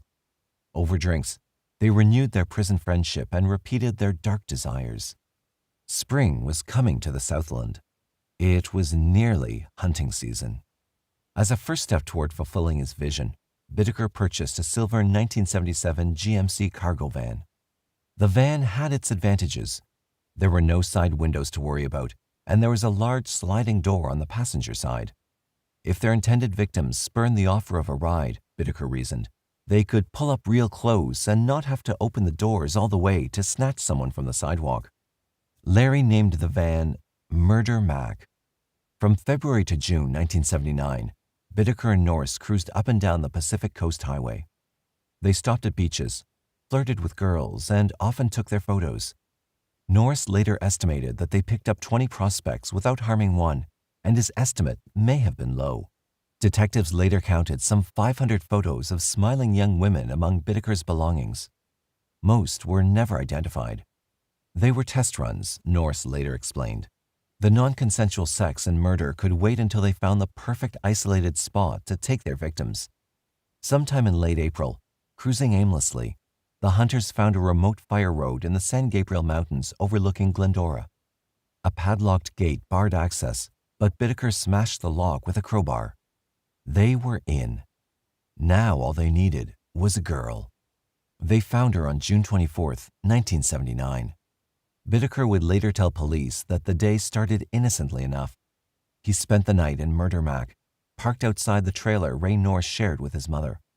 They spent the morning working on a bed Bittaker had constructed in the back of the van. The bed was mounted on a frame, with space beneath it to conceal the body. At about 11 a.m., they began prowling. Bittaker described it as a nice Sunday to cruise around the beach area, drinking beer, smoking grass, and flirting with the girls. We had no set routine. They made the rounds, driving north and hitting all the stops between Redondo Beach and Santa Monica, looking out for female hitchhikers. Sometimes they'd park the van and scout a stretch of sand on foot. It was 5 p.m. back in Redondo Beach when they found a likely target. She took them both completely by surprise. Bittaker and Norris later quarreled over who was first to notice 16-year-old Cindy Schaefer. Each man accused the other of pointing her out and suggesting that she be their first contestant in their game. Ironically, she was not at the beach or wearing a swimsuit. In fact, Schaefer was walking back to her grandmother's house after a Christian youth meeting at St. Andrew's Presbyterian Church. Murder Mac pulled alongside, and Norris offered her a ride. Schaefer declined and ignored the van as it trailed behind her. Then the van surged ahead and swung into a driveway, motor idling. Norris met her on the sidewalk, smiling, repeating his offer. As Schaefer brushed past him, Roy grabbed her and muscled her into the van. The sliding door worked perfectly, muffling her cries for help as Bittaker cranked up the radio's volume.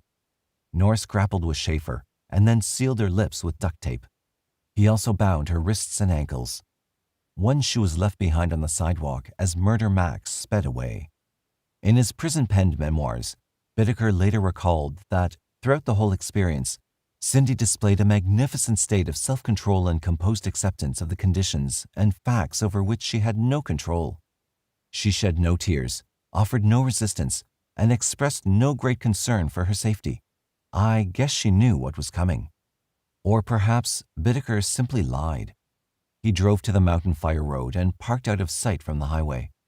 The men smoked grass and questioned Schaefer about her family until they tired of the routine and ordered her to strip. Bittaker left the van for an hour or so, giving Norris some privacy. Then he came back to take his turn.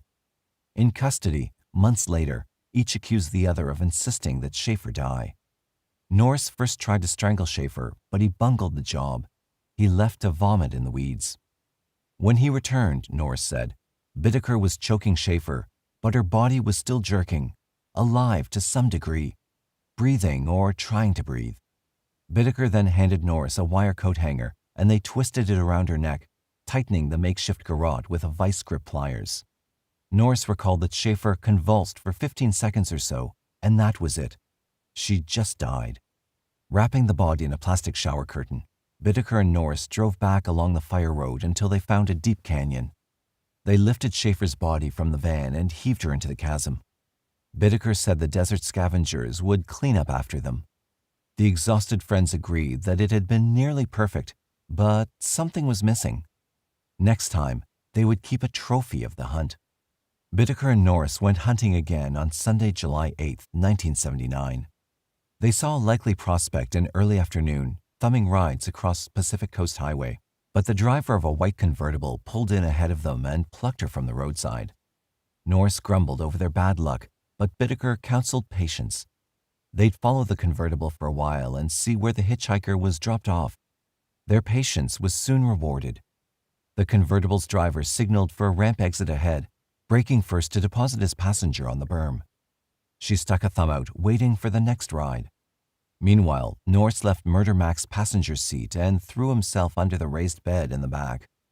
It was a change in strategy to make the van appear less threatening. It worked. Andrea Hall was 18 and thankful for the ride.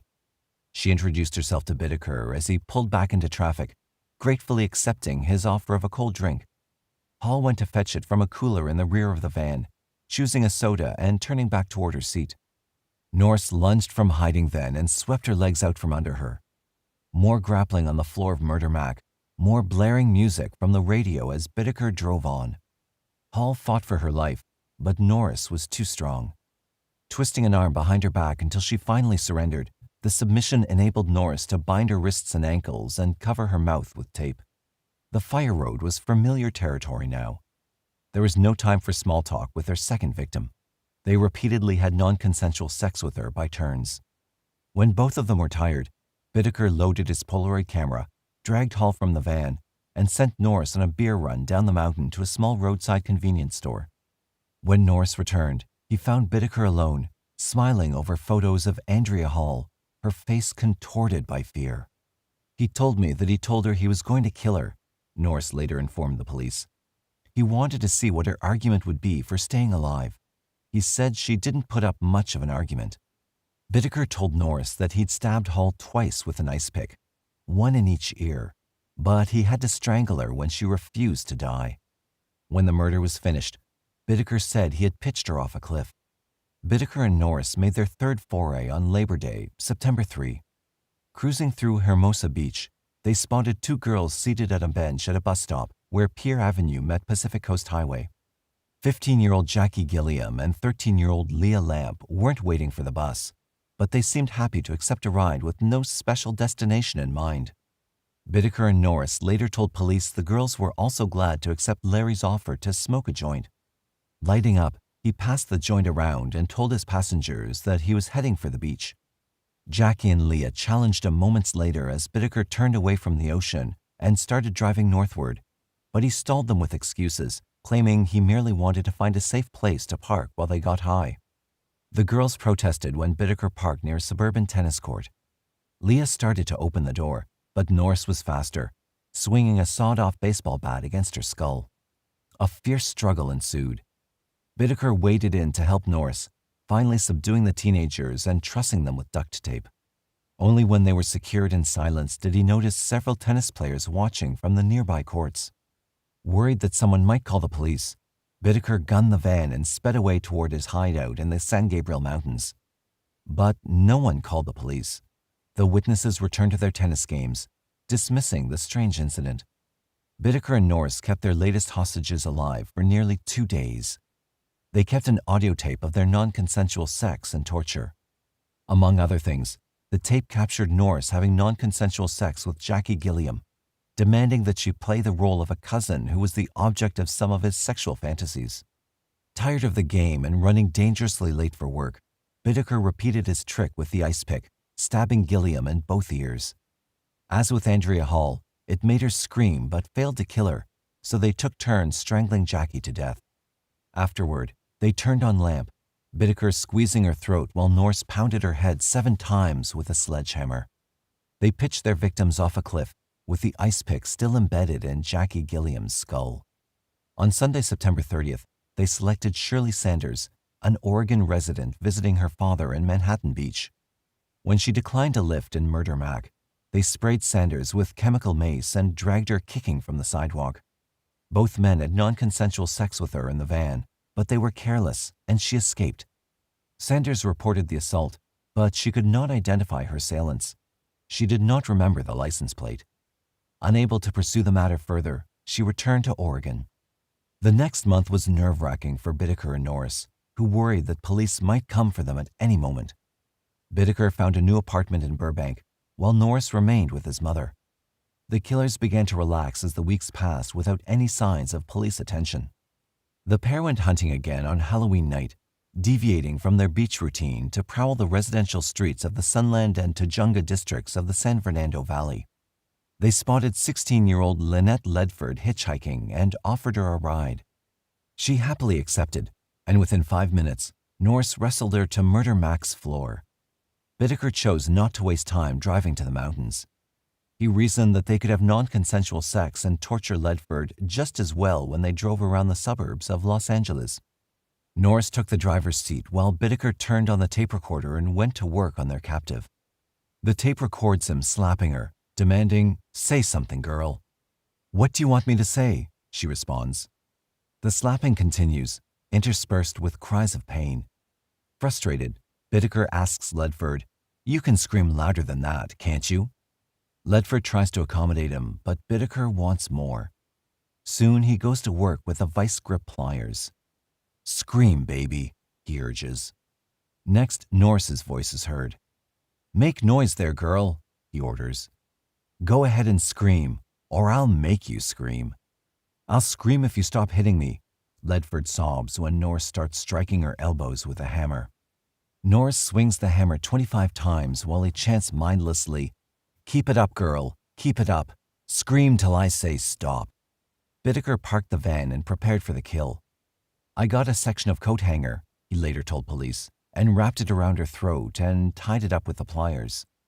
Emboldened, he thought it would be amusing to see what happened if they dumped their victim on someone's front lawn. They chose a yard at random in Hermosa Beach and loaded Ledford's corpse into a bed of ivy. The corpse was discovered the next morning. The find shocked Los Angeles since it came only days after the arrest of hillside strangler Angelo Buono. The police said they were unaware of any other Buono victims. Of course, there were missing girls and women on the books, but who could say if they were dead? More to the point, how could police identify the killers in the latest unsolved case? In a sense, Lynette Ledford spoiled the fun. She was the second 16-year-old Bittaker and Norris had murdered, leaving 3 teenagers unaccounted for. The hunters did not worry, though. From where they sat, it seemed as if they had all the time in the world. But they were mistaken. Roy Norris himself was part of the problem. Despite the murder game's shortcomings, Norris enjoyed it so much that he simply couldn't keep quiet. By October 1979, he'd started bragging to another friend from prison, Jimmy Dalton, emphasizing his role as a criminal mastermind. Dalton thought it was all talk until Ledford's body was found. He called his lawyer, and they both went to the Los Angeles police. LA's finest listened to Dalton's story, then passed him to detectives in Hermosa Beach, where Ledford's corpse had been discarded. Hermosa Beach detective Paul Bynum headed the Ledford investigation. He had no forensic evidence to support a charge in the Ledford slaying, but Dalton's mention of a silver van rang a bell in Bynum's memory. He dispatched an officer to Oregon to interview Shirley Sanders, who was attacked 1 month before. Photographs were proffered for Sanders to examine. Leafing through the stack, she picked out Bittaker and Norris as the men who had kidnapped and had non-consensual sex with her. Bynum approached Deputy District Attorney Steve Kay, who had prosecuted Norris on his previous non-consensual sex charge in Redondo Beach. Kay cautioned patience, even though a quick arrest would halt the murder spree. They needed time to build a strong case. Police mounted surveillance on the pair. Once again, Norris was the weak link. He was seen selling marijuana on the street. Police made their move 2 days before Thanksgiving 1979. They arrested Norris for a parole violation on the marijuana charge, while Bittaker was jailed on suspicion of kidnapping and having non-consensual sex with Shirley Sanders. Norris waived his right to counsel and sparred with the interrogators for a while. Eventually, he crumbled, casting himself as a reluctant accomplice to murders planned and carried out by Bittaker. Norris insisted that the prison code demanded that he go along for the ride. After all, he owed Bittaker his life, but apparently not his silence. On the strength of Norris's confession, both men were charged with 5 counts of first-degree murder, plus additional charges of kidnapping, robbery, non-consensual sex, deviant assault, and criminal conspiracy. Each defendant tried to blame the other for the most egregious acts. Norris now claimed that he'd been high on drugs most of the time, unable to resist Bittaker, but the audio tapes told a different story, revealing Norris as a full participant. Norris realized he'd have to do more to avoid the death penalty. In February 1980, Norris led Detective Bynum, Steve Kay, and members of the Sierra Madre search and rescue team on a tour of the San Gabriel murder sites. They found Leah Lamp and Jackie Gilliam, with Bittaker's ice pick still buried in Gilliam's ear, but no trace was found of Cindy Schaefer or Andrea Hall. They were lost forever. But Norris had delivered enough evidence to clinch his plea bargain. With that finding on file, Norris was sentenced to 45 years to life, with a minimum of 30 years to serve before parole. Given his record and the nature of the crimes, it was unlikely in the extreme that Norris would be released then. Steve Kay was committed to seeking the death penalty for Lawrence Bittaker. In an unwitting tribute to Bittaker's jailhouse ambition, Kay declared that for sheer brutality, the crimes of Charles Manton's cultists didn't come close to Bittaker's rampage.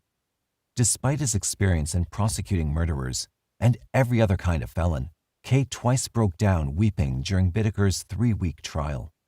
For his part, the defendant seemed to enjoy the proceedings. Bittaker had prepared for trial by writing his memoirs, fittingly titled The Last Ride. Though warned repeatedly by his attorney, Bittaker insisted on finishing the manuscript, apparently convinced that jurors would believe his assertion that Norris masterminded the operation. The gamble failed, and on February 17, 1981, Bittaker was found guilty on 5 murder counts and 21 other related felonies. California, like all other states, holds its criminal trials in stages. The first determines guilt or innocence. The second determines punishment if a defendant is convicted. To support a death sentence, California prosecutors must demonstrate special circumstances, such as slayings deemed especially heinous, atrocious, or cruel, manifesting exceptional depravity. Bittaker's audio tapes were replayed for the jury, which promptly recommended death. As with Norris, another probation report was generated. Bittaker's examiner wrote that during the years this officer has been submitting evaluations to the court, he has had occasion to interview many individuals convicted of brutal crimes, but none to the extent of the ones for which this defendant has been convicted. During the interviews with them, although verbalizing some feelings for the teenage deaths that he had caused, there was no outward expression or emotion displayed. His whole attitude was almost as if he'd been able to divorce himself from the emotions felt by the major portion of society. The report concluded that there was little doubt that he would return to a life of crime, and possibly a life of violence, if released into society. The jury's recommended sentence clearly would be the most permanent protection available. The judge agreed, and Bittaker was sentenced to death on March 24, 1981. Death penalty sentences are neither sure nor swift. The appeal of a death sentence is automatic, regardless of the defendant's wishes. 2 years elapsed before the California Supreme Court appointed Bittaker's appellant attorney. 6 more before the same court affirmed Bittaker's death sentence on June 28, 1989. Bittaker was absent on October 4, 1989, when Torrance Judge John Shook set his execution for December 29th, but he had little to fear. His attorney filed yet another appeal that automatically stayed the execution. On June 11, 1990, the California Supreme Court declined to hear the case again. Later that same year, while actor Scott Glenn was preparing for his role as an FBI profiler in The Silence of the Lambs, he visited the Bureau's Behavioral Science Unit at Quantico, Virginia. Legendary profiler John Douglas gave Glenn a tour of the facility. Glenn listened to the Bittaker-Norris tapes, and he left Douglas's office in tears. When Bittaker was not busy drafting appeals, he amused himself by filing frivolous suits against the state prison system. There were more than 40 in all by October 1995. In one case, where he claimed he'd been subjected to cruel unusual punishment by receipt of a broken cookie on his lunch tray, state officials paid $5,000 to have the suit dismissed. Before the state was granted summary judgment, they had to prove that Bittaker could skip his lunch and still survive by only eating breakfast and dinner. It was all great fun and cost Bittaker nothing, since California prisoners are permitted to file their suits for free. When not pursuing nuisance litigation, Bittaker enjoyed a daily game of bridge with fellow inmates Randy Kraft, Douglas Clark, and William Bonin, themselves convicted serial killers with an estimated 94 victims among them. The game was left short-handed in February 1996 after Bonin was executed, but Bittaker had other diversions. In the late 1990s, a catalog of prison memorabilia offered his fingernail clippings for sale to murder groupies. And there's fan mail, enough to keep him busy between card games. Bittaker often signed his letters with a nickname, Pliers. Norris accepted a plea bargain whereby he agreed to testify against Bittaker and was sentenced to life imprisonment on May 7, 1980, with a possibility of parole after serving 30 years. He died of natural causes at the California Medical Facility in February 2020. Bittaker died while incarcerated on death row at San Quentin State Prison on December 13, 2019, at the age of 79. His death was reported as being due to natural causes. It started coming to a head again, so I went back down. I ran away back down there. And then a month later, I'm up living with my grandparents in the mountains, and 10 months later, I murdered them. It made it worse to be on top of a mountain. I was literally on top of a mountain when it happened. And I sensed everybody in the world just stopping what they were doing, turning around, saw what I did, and are coming to get me. And I knew I was paranoid at that moment. I knew anybody that came up there and gave me a funny look or a fishy eye or quizzical look, I'd have blown their brains out thinking they were coming to get me. And if it had been in a city, I would have been a mass murderer at age 15.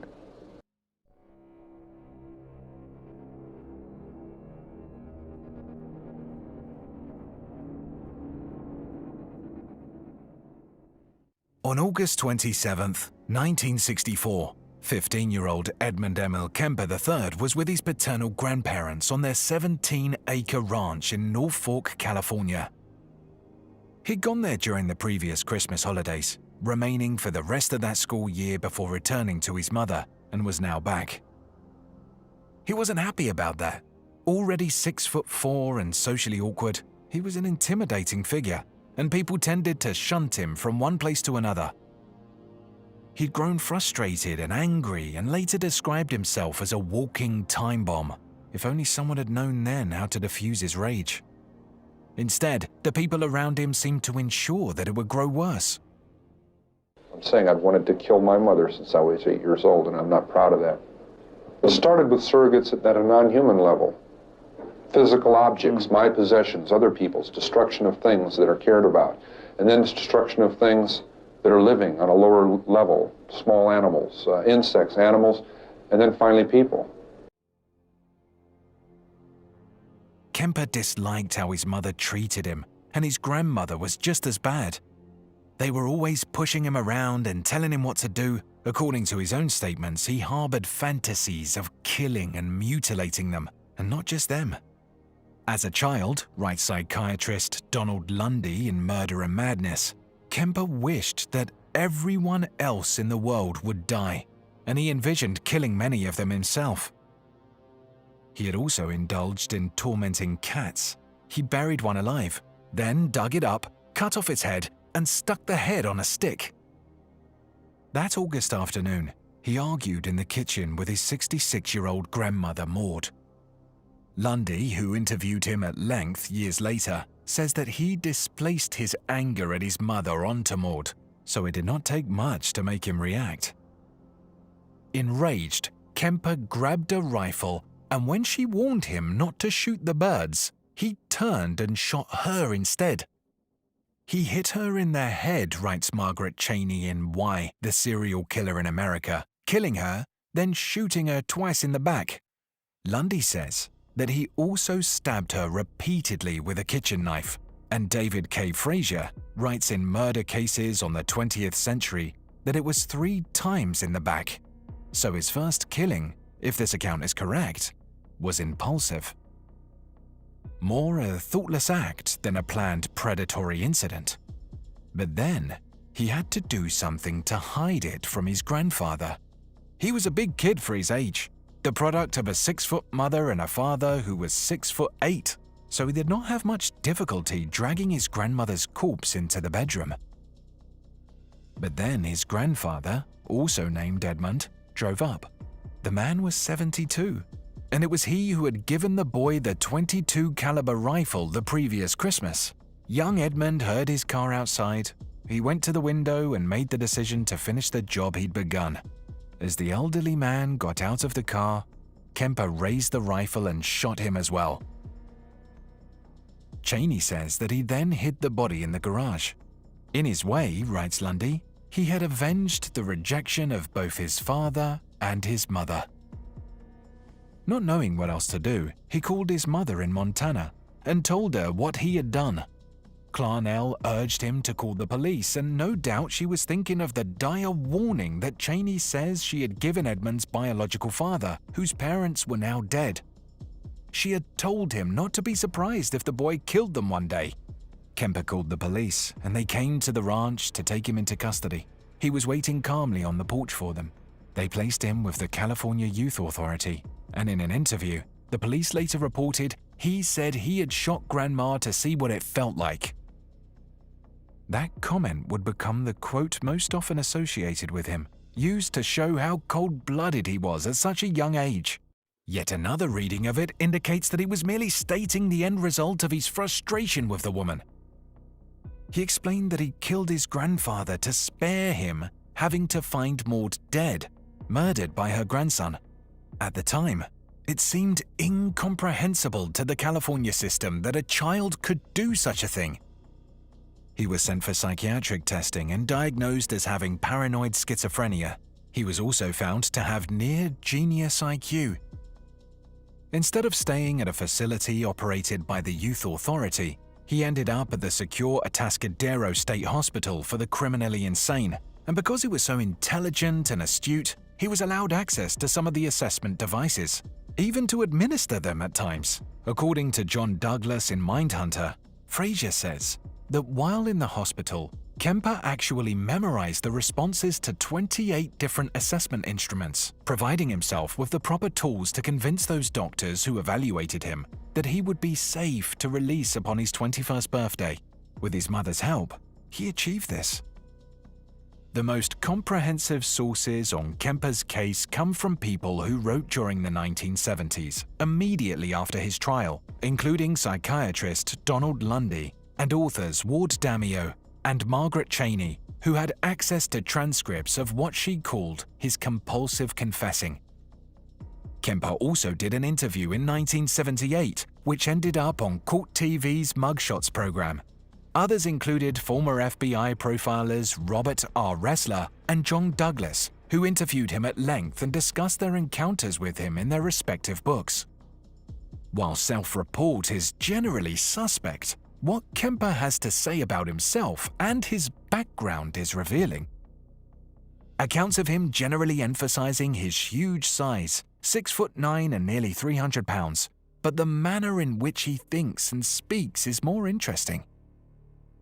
Kemper's string of crimes was the third for San Jose, California since 1970, so it's instructive to look at the first two briefly to understand the climate of fear that hovered over the area upon his arrest.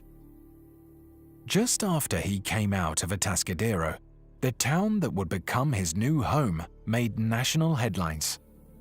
The beach town of Santa Cruz lies south of San Francisco on the Pacific coast, surrounded by mountains, ocean, and towering redwood trees. It's a tourist mecca and an upscale place to own a home or rent an apartment.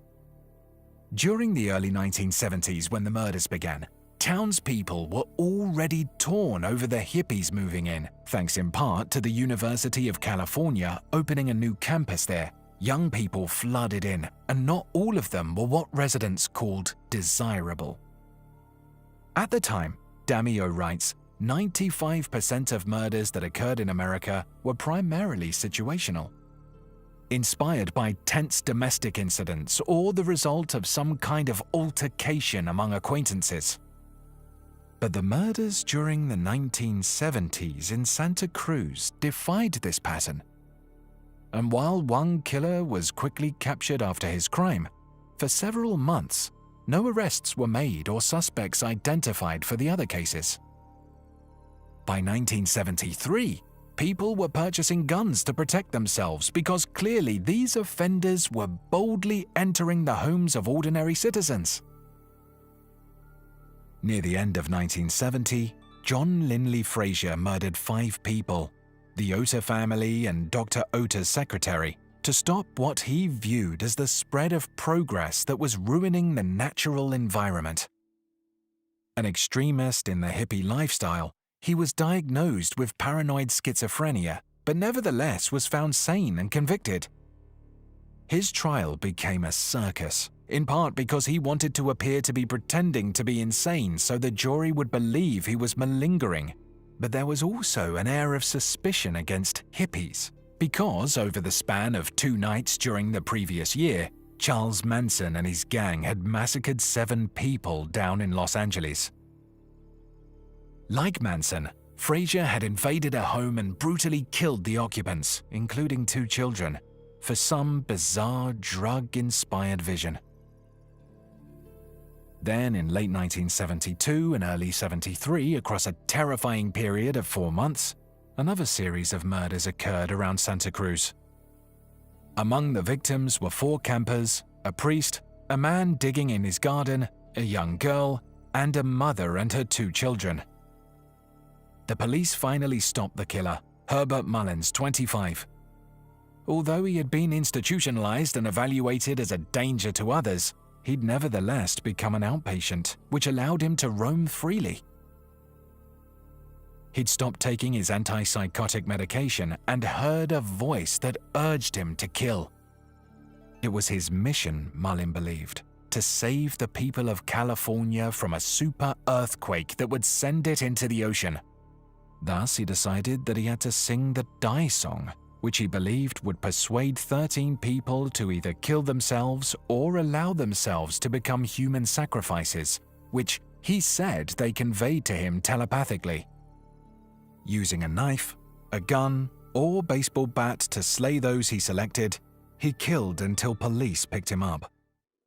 Also diagnosed with paranoid schizophrenia, he was nevertheless considered legally sane and was convicted on 10 counts of murder. But even before that, in May 1972, female hitchhikers began to disappear. To subdue public panic, the authorities tried linking these disappearances to Mullin so they could assure the community that a spate of murders was at an end. But it soon turned out to be another person altogether, someone who surprised them.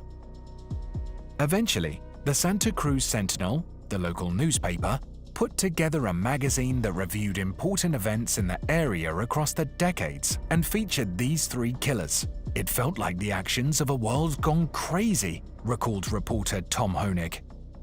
The 1970s was an age of violence, and along with Frazier and Mullin, they would add Edmund Kemper, now a young man.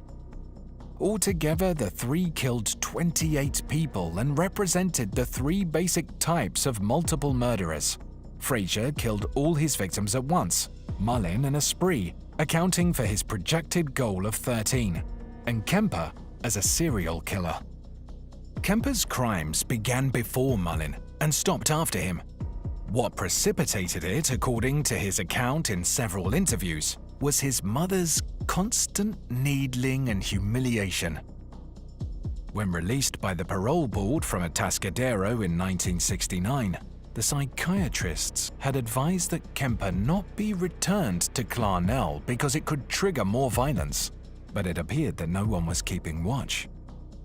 Having no means of support and no assistance from the youth authority, Kemper did move in with Clarnell, and according to him, she took up berating him again. Having left her 3rd husband, she had taken a job at a new university in Santa Cruz as an administrative assistant and moved into a duplex on Ord Drive in Aptos. They had frequent arguments that the neighbors overheard. Whether or not Clarnell was a primary influence in his subsequent actions, there is no doubt that they had an unrelentingly toxic relationship. As part of his parole requirements, Kemper went to a community college and did well, but he hoped to get into the police academy one day. When he learned that he was too tall, his consolation was to hang out in the jury room where the police gathered and listened to their stories. They knew him as Big Ed and generally thought of him as a polite young man. His voice was soft, his manner polite, and his speech intelligent and articulate. He idolized John Wayne, and everyone knew it. Little did they know that they would eventually be telling one of their most bizarre tales about him. He got several different jobs and finally ended up with the California Highway Department. When he had saved enough money to move out of his mother's home, he went north to Alameda, near San Francisco, and shared an apartment with a friend. But he often had no money and sometimes ended up back with Clarnell. He purchased a motorcycle but got into 2 separate accidents, one of which, Damio says, paid out in a settlement that gave him $15,000. With this, he bought a yellow Ford Galaxy and began to cruise the area. He noticed young females out hitchhiking, the popular mode of travel for college students in those days along the West Coast. And when he looked them over, as he described in later interviews, he thought about things he could do to them. Quietly, he prepared his car for what he had in mind, placing plastic bags, knives, a blanket, and handcuffs that he had acquired into the trunk. He had only to await an opportunity. I need to be able to really communicate, and ironically enough, that's why I began picking people up. And I'm picking up young women, and I'm going a little bit farther each time. It's a daring kind of a thing. At first, there wasn't a gun. I'm driving along. We go to a vulnerable place where there aren't people watching, where I could act out, and I say, no, I can't. And then a gun is in the car, hidden. And this craving, this awful, raging, eating feeling inside. I could feel it consuming my insides, this fantastic passion. It was overwhelming me. It was like drugs. It was like alcohol. A little isn't enough. At first it is. And as you adjust to that psychologically and physically, you take more and more and more. It's the same process. So it finally came down to the thing of, do I dare bring this gun out? Already realizing if that gun comes out, something has to happen. For a period of time, he picked up girls and let them go. By his estimation, he picked up around 150 hitchhikers, any of whom might have been chosen for his plan. Finally, he felt the urgent inner drive of what he called his little Zappos. And he acted. On May 7, 1972, as people were still troubled by the conclusion of the Frazier trial less than 6 months before, Marianne Pesca and Anita Luchessa hitchhiked from Fresno State College to meet friends at Stanford University. Damio, Newton, and Frazier laid out the events chronologically. When the girls failed to arrive at their destination, their families contacted the police. But runaways were all too frequent during those days, and the girls had left behind no clues as to where they had gone, so there was little that the authorities could do. Then, on August 15th, the remains of a female head were recovered from an area in the mountains and identified as that of Pesca. No other remains were found, but it was assumed that both girls had met with foul play and were dead. On September 14th, dance student Aiko Koo disappeared while hitching from Berkeley. On October 13th, Mullin's series of murders began to catch people's attention, but then, early in 1973, 18-year-old Cindy Shull disappeared while traveling to class at Cabrillo Community College. She was hitchhiking and had stopped off at a friend's house. Someone saw her get a ride and then she was gone. Less than 2 days later, dismembered arms and legs were found on a cliff overlooking the Pacific Ocean. Then an upper torso washed ashore, which was identified via lung x-rays as Shull's. Eventually, a lower torso came in. A surfer also found her left hand, which offered fingerprints, but her head and right hand remained missing. The papers began talking about the chopper and the butcher. Then, on January 25th, 2 local families were shot to death in their homes. The Santa Cruz area was in a panic, and soon 4 young men who were camping were all shot at close range in the head. 2 more girls out hitchhiking disappeared on February the 5th, Rosalind Thorpe and Alice Liu. There were no leads whatsoever in their disappearances. Then on February 13th, a witness called the police after another shooting of a man in his garden. In short order, they arrested Herbert Mullin. He was tied to most of the shootings, but not to the murders of Sidney Shull or Marianne Pesca, or the disappearance of the other hitchhikers. Kidnapping and dismemberment were not part of his MO. Yet Damio indicates that upon Mullin's arrest, the media coverage of the local violence inspired an atmosphere of terror. One reporter, whom Ward identifies as television reporter Marilyn Baker, consistently exaggerated rumors and offered uncorroborated information as fact, angering the police and alarming citizens. She gave daily reports of satanic rituals and linked together a number of murders over the course of a year. "The butcher murders are unique," Damier quotes her as saying. "The decapitation and dismemberment are done with the skill of what police say borders on perhaps professional knowledge. The bodies were placed in a slant position, the heads lower than the feet so the blood would drain out, making such dismemberment easier." Baker also mentioned that one or more of the victims appeared to have been held captive for a period of time prior to being killed, and noted that the Achilles tendon was sliced on Cindy Shull. She suggested that the killer was a lesbian or transvestite and scolded the police for their mistakes during the investigation. She warned that the butcher murders occurred on Mondays after dark and during the full moon, which was patently untrue, yet for her, it seemed like evidence of cult activity. On March 4th, a couple of hikers came across a human skull and a jawbone not far from Highway 1 in San Mateo County. They were not from the same person. The police searched the area and found another skull that went with the jawbone, so they knew that they had a pair of victims killed close together. They had reports of several missing female hitchhikers, so they compared what they had to the descriptions and identified the remains of Rosalind Thorpe and Alice Liu. Liu had been shot twice in the head, Thorpe once. It was not long thereafter that the university decided to institute a bus system that would assist off-campus students in getting safely to their classes. The authorities were stymied. The area had become a hotbed of murder and missing persons, mostly young women. They had few leads and no methods of ending the killing. The university experienced a sudden drop in enrollment, but then the unexpected occurred. The police heard from the last of the serial killers, the one who was killing the co-eds. He had stopped the spree himself. On April 23, 1973, the Santa Cruz police received a call that they could not quite believe. It was from a phone booth in Pueblo, Colorado, from a 24-year-old man who had eaten with them, drank with them, and talked with them for hours. Big Ed, or Edmund Kemper. And now, he was telling them that he had committed murder. In fact, a double homicide 4 days earlier, and then some. He had killed his mother, Clarnell Strandberg, on Good Friday. Then he'd gone drinking with his cop buddies. He'd returned and invited his mother's friend, Sarah Sally Hallett, over for dinner and a movie. She was delighted. When she arrived, he'd killed her too, and removed her head. Both bodies were stuffed into closets in his mother's duplex on Ord Drive.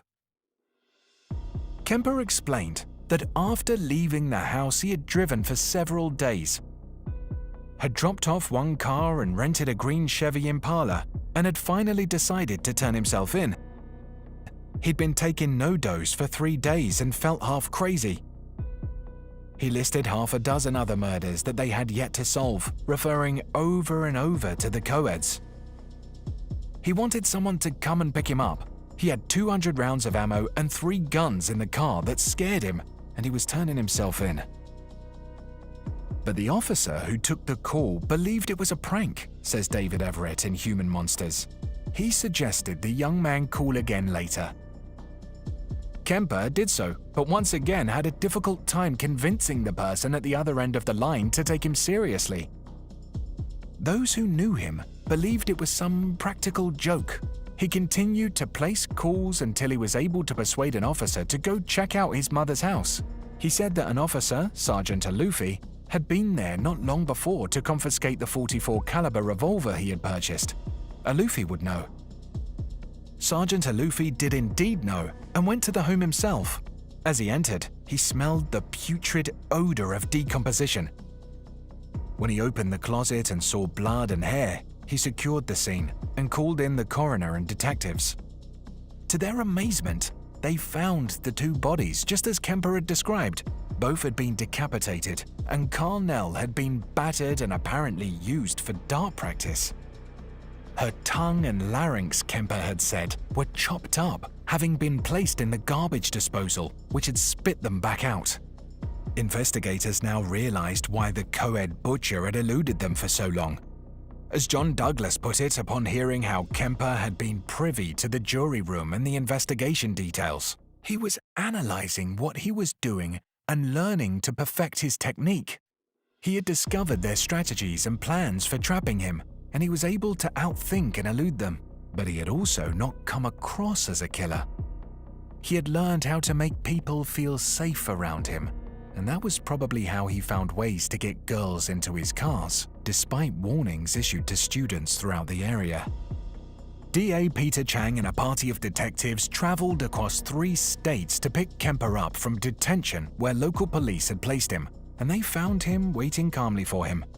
He seemed to know that he was dangerous and unable to control himself, and understood that he needed to be locked up. He was willing to talk and twice waived his right to an attorney, though he would later say that he'd asked for a lawyer. The story that unfolded was as bizarre as any that they had yet heard. He went on for hours confessing everything that he had done to the 6 co-eds, his mother and her friend. Adding these to the murders of his grandparents years earlier, he had committed 10 murders in all. To prove his tale, he took detectives to areas where he had buried or tossed parts of his victims that had not yet been found. He described having sex with the heads of his victims and said he'd loved the feeling of totally possessing them and their property. The stories would grow worse during the trial, thanks to the psychiatric probing, and both sides set about finding what they could do about this disturbing young man. Born in Burbank, California on December 18, 1948, Edmund E. Kemper III was the second child of E. E. Edmund Jr. He had a sister 6 years older and a sister 2.5 years younger. Ed was close to his father, but E. E. divorced Clarnell in 1957 when Edmund was 9, and she moved with the children to Montana. It was a difficult separation for Edmund, nicknamed Guy, and he claimed that to toughen him up, his mother locked him in the basement. He would eventually provide several different motives for his behavior, depending on who was interviewing him. He believed that he must have been a constant prickly reminder to his mother. He hated her, but often spoke as if he understood her motives and behavior. My mother was a sick, angry, hungry, and very sad woman. I hated her, but I wanted to love my mother. And I watched the alcohol increase. I watched her social life drop off. I watched her get bizarre. She had terrible pain from her life, earlier life, her upbringing, a failed marriage with my father. I'm a constant reminder of that failure.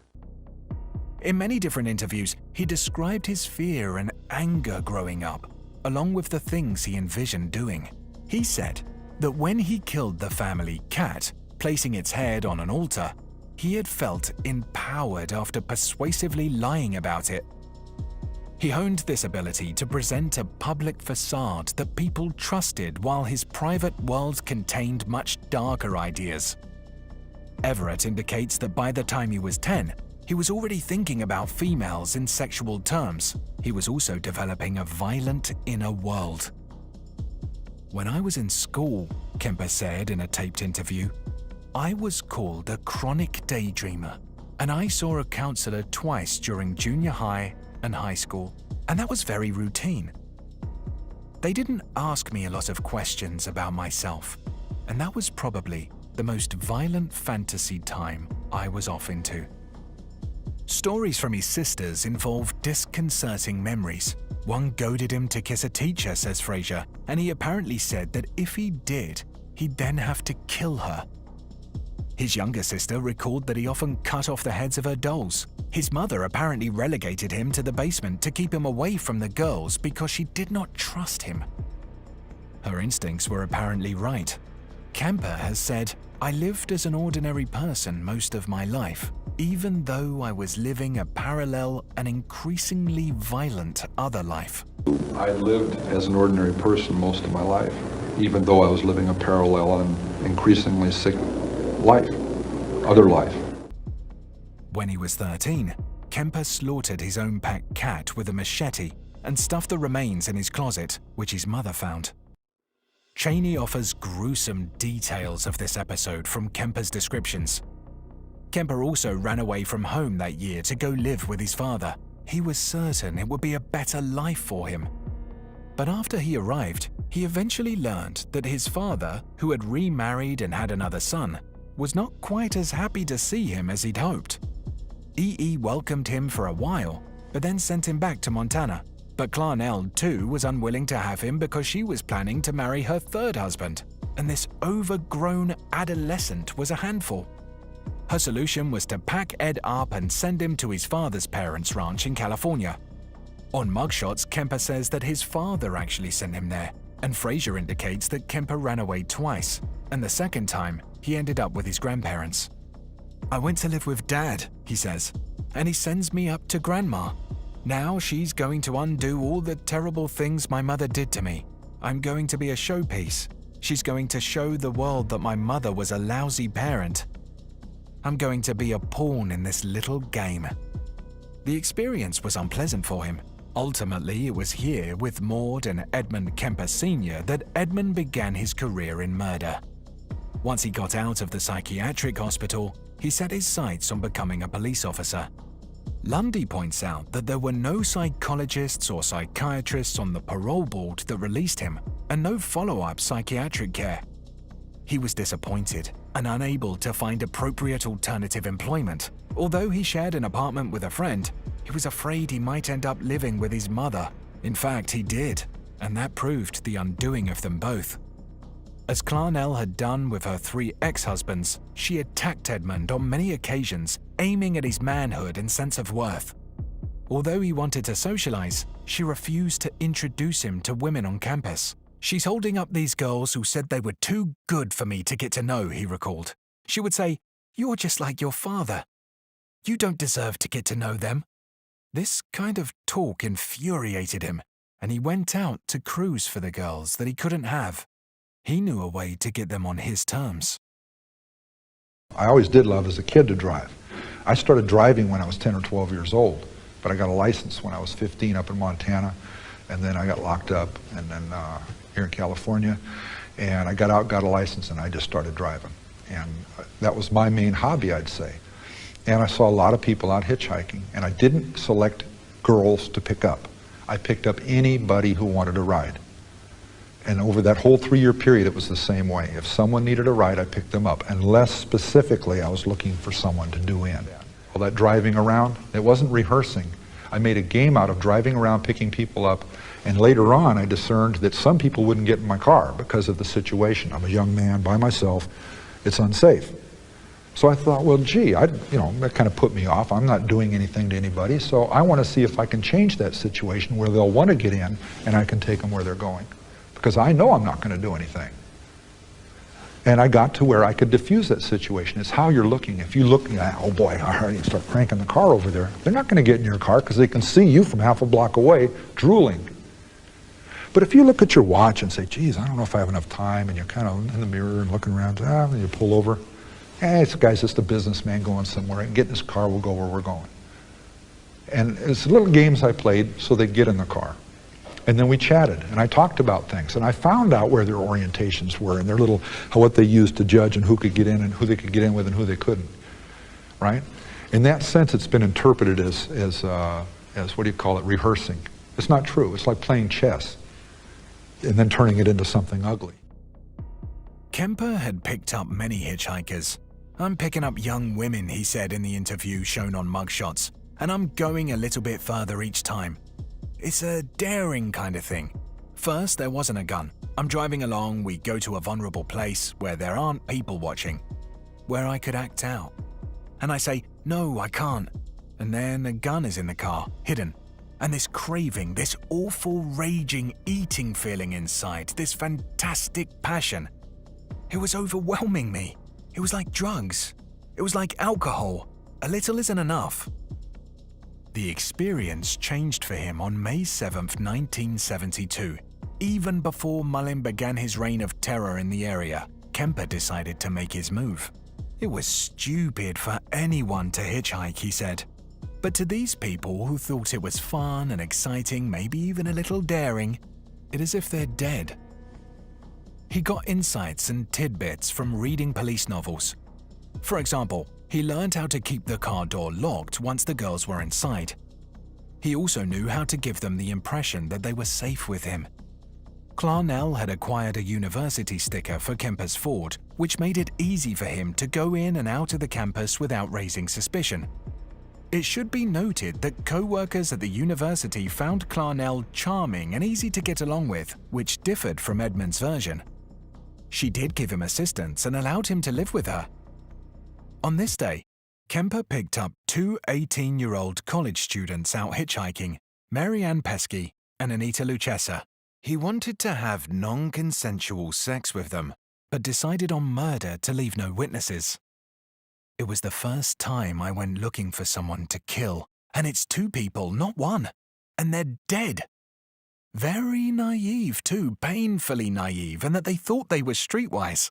In fact, they were quite grateful for the ride. It wasn't far to Stanford, perhaps an hour, so Kemper was willing to take them all the way. They couldn't believe their luck, but their glee soon turned to terror. Kemper drove off the highway and came to rest on a dirt road. The girls sensed that something was amiss. As if to intensify his own game, he told them that he intended to have non-consensual sex with them and that he was going to take them to his apartment, although he had learned from listening to the stories of rapists in Atascadero that it was better to leave no witnesses. Handcuffing Pesky to the back seat, he forced Lucchesa into the trunk of the car. Then, he tried unsuccessfully to smother Pesky and stab her. The knife blade hit her backbone and would not enter, but she felt the pain and put up a tremendous struggle. She also bit through the bag that he had placed over her head. Finally, he slit her throat and killed her.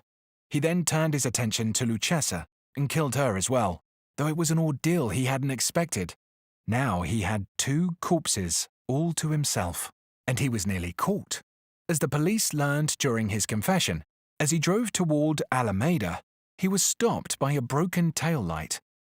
He maintained a calm, polite attitude and got off with a mere warning. During the entire encounter, Kemper later said he was excited. Had the officer decided to do a routine check and look into the trunk, Kemper would have killed him on the spot. In Alameda, his roommate was out, so he knew he could work on the bodies there without being disturbed. Wrapping them in blankets, he placed them in the trunk of his car and drove to his apartment. There, he brought the bodies inside and laid them on the floor. His own confessions provide the details. He took them into his own bedroom, where he photographed them. As he removed parts of them, he took more photographs and paused from time to time to savor the erotic moments of possessing them so completely. He said that he also engaged in sexual acts with the severed parts. Placing Pesky's parts in a bag, he left them in a shallow grave in the mountains, making sure to remember the place for later visits. He used her head for sex before tossing it into a ravine, along with Lucchesa's head.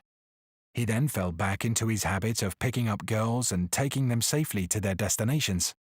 He would even talk to his riders about the man who was killing female hitchhikers, all the while evaluating each as a potential victim. When someone put their hand on my car door handle, they were giving me their life. He continued with this activity until September 14th, 1972. That's the day he picked up Aiko Ku, who had given up waiting for her bus and hitched a ride.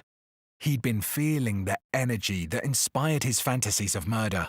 This girl seemed perfect for his next grim venture. He was surprised that she was only 15, but determined to carry out his plan. About that encounter, Kemper said, "I pulled the gun out to show her I had it. She was freaking out. Then I put the gun away, and that had more of an effect than pulling it out.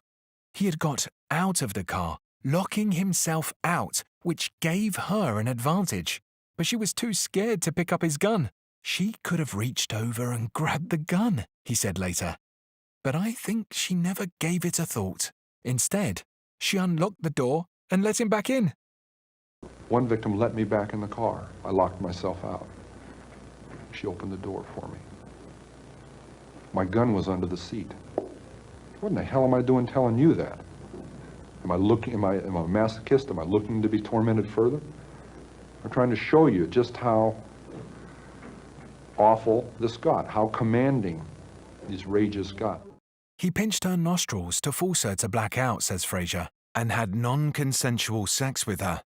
Then he strangled her until she was dead and rode around with her body in the trunk of his car. He had a few drinks before taking her home to dismember and dissect her in the same manner he had done with his first two victims. Once he had tasted this power over women, he knew it was only a matter of time before he'd want it again.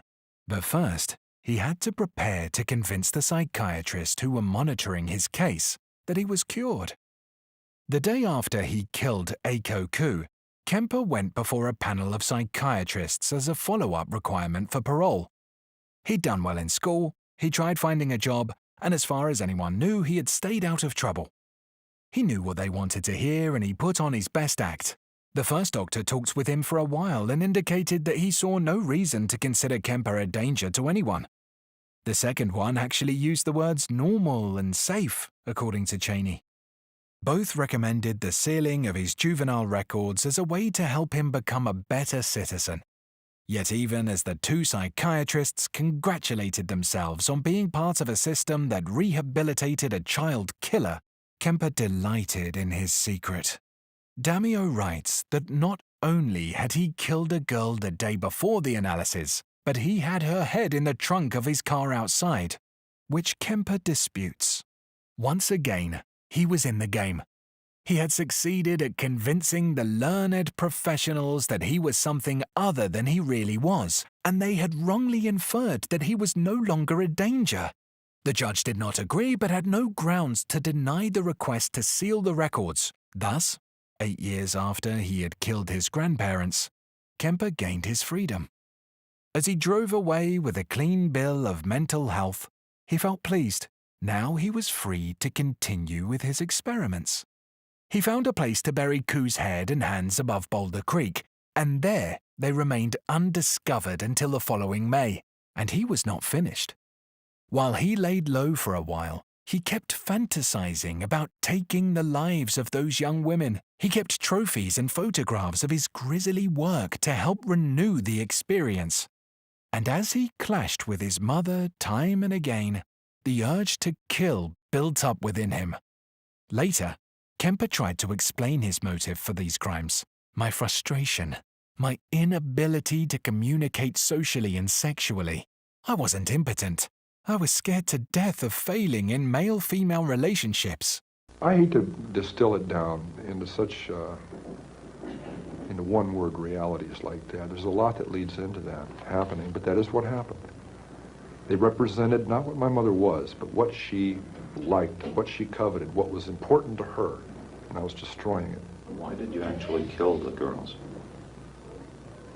My frustration, my inability to communicate socially, sexually. I wasn't impotent, but emotionally I was impotent.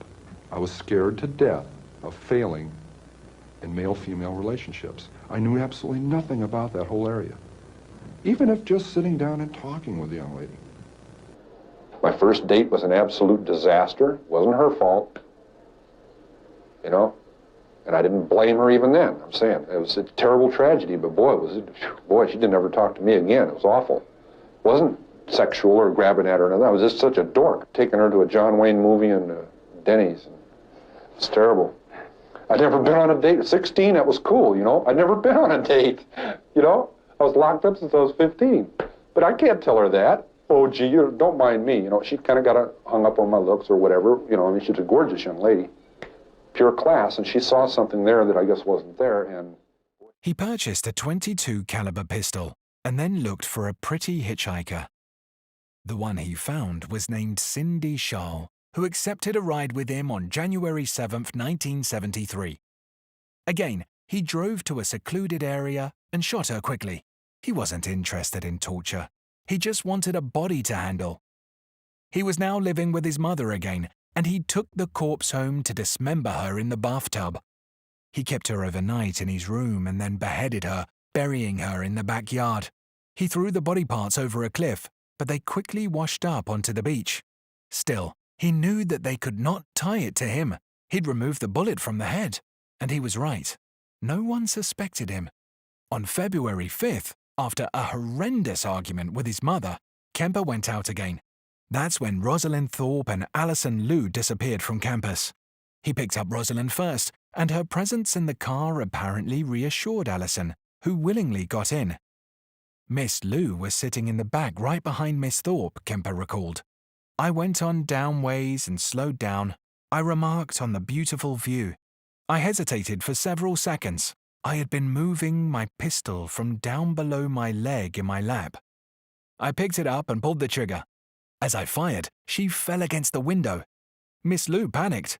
I had to fire through her hands. She was moving around, and I missed twice. He hit her in the temple, and he aimed again and fired. But she was still alive as he approached the university gate. This part of the story varies according to different accounts. One account indicates that she was already dead, but another describes her breathing loudly and moaning. 2 young men were at the security gate, but when they saw Kemper's university sticker, they waved him through. The 2 women were wrapped in blankets, and one of them was in the front passenger seat. He told some interviewers later that he explained to the guard that these girls were drunk and he was trying to get them back to their dorms. The guard apparently accepted the story, and Kemper decided that he was as good as invisible. It was getting easier to do. I was getting better at it. He took the girls' bodies to his mother's home and dismembered and beheaded them with his mother nearby and neighbors around. Another account says that he beheaded them outside in the car, then took one headless corpse inside to have sex. He was aware that a neighbor only had to walk by and look in the window and see what he was doing in order to catch him, but no one did. The next morning, he deposited the limbs in the ocean and around the hills, tossing the heads away separately. His 4th episode of killing had been successfully completed. It would not be long before he vented his rage closer to home. After killing 6 young women, the 6'9" giant turned his anger against his ultimate target, his mother. Whilst most experts later claimed that his killing was really about symbolic rehearsal for killing his mother, and once he'd dispatched her, he no longer needed to kill, Kemper's explanation is quite different. He indicated in an interview that he had sensed the cops closing in after Sergeant Alufi had paid him a call about his gun, and he wanted to spare his mother the embarrassment of learning that he was the co-ed butcher. However, his treatment of her corpse tells another story. Kemper also said that he feared that his mother had found the items he had taken from the women he'd killed. He wondered if he should flee or kill her. I can't get away from her. She knows all my buttons and I dance like a puppet. He knew that he would now kill her, but he waited for the opportune moment. It was springtime. It was April. And for 2 months I hadn't killed. And I said, it's not going to happen to any more girls. It's got to stay between me and my mother, and I can't get away from her. We're still fighting. She's still belittling me. I'm like a puppet on a string, and I entertain her. She knows all my buttons, and I dance like a puppet with that pain. And it had even gotten physical, to where I had physically grabbed her and thrown her onto her bed, trying to emphasize a point that I was threatening to kill her. She went out with friends one evening and came home tipsy from alcohol, although some accounts say nothing about her inebriated state. Kemper went into her room, and, according to him, she said, "I suppose you want to talk now?" He told her no. In his 1978 interview, he said he then started to cry and put his hand to his mouth. It was the first time he had broken his composure. He'd spoken about the other murders with no show of guilt, compassion, or remorse. But his mother's death was another matter. He waited for her to go to bed, he said, and then he went into her room with a claw hammer. It was so hard. He admitted that, remembering it hurt him. I cut off her head, and I humiliated her, of course. She was dead because of the way she raised her son. But later, he said he'd wished she'd stayed up and talked to him. He put her head on the mantel and said what he wanted to say. He also threw darts. For the first time, she did not argue with him. That felt satisfying, but he also knew it was over for him. He would undoubtedly be linked to this crime. He penned a brief note, quoted in Cheney's book, approximately 5:15 a.m. Saturday. No need for her to suffer any more at the hands of this horrible, murderous butcher. It was quick, sleep, the way I wanted it. Some sources indicate that Kemper believed having 2 victims would deflect attention from him, so he then invited Sally Hallett over. He punched and strangled her, then laid her naked on his bed. He spent the night with the 2 corpses in the house, with blood everywhere. And one account indicates that he tried to have sex with Hallett's corpse. He also beheaded her. On Easter morning, he fled in Sally's car. As he drove, he turned on the radio hoping to hear on the news that someone had discovered the bodies. Yet there were no news flashes. That disappointed him. By the time he reached Pueblo, after driving some 1,500 miles, he decided to instigate the discovery himself. Stopping at a phone booth, he called the police. Kemper made it easy for the cops. He showed them where he had buried the head of Cynthia Schall in his mother's backyard, saying he had placed it there so he could take satisfaction in knowing, according to one detective, she was on his property, looking toward the sky. As they drove, he described each murder in minute detail and showed them where he had deposited each victim's remains. Edmund Kemper was indicted on 8 counts of first-degree murder on May 7, 1973. The chief public defender of Santa Cruz County, Attorney Jim Jackson, had defended Frazier and was assigned to the Mulling case as well. He now also took on Kemper's defense, which he offered as an insanity plea.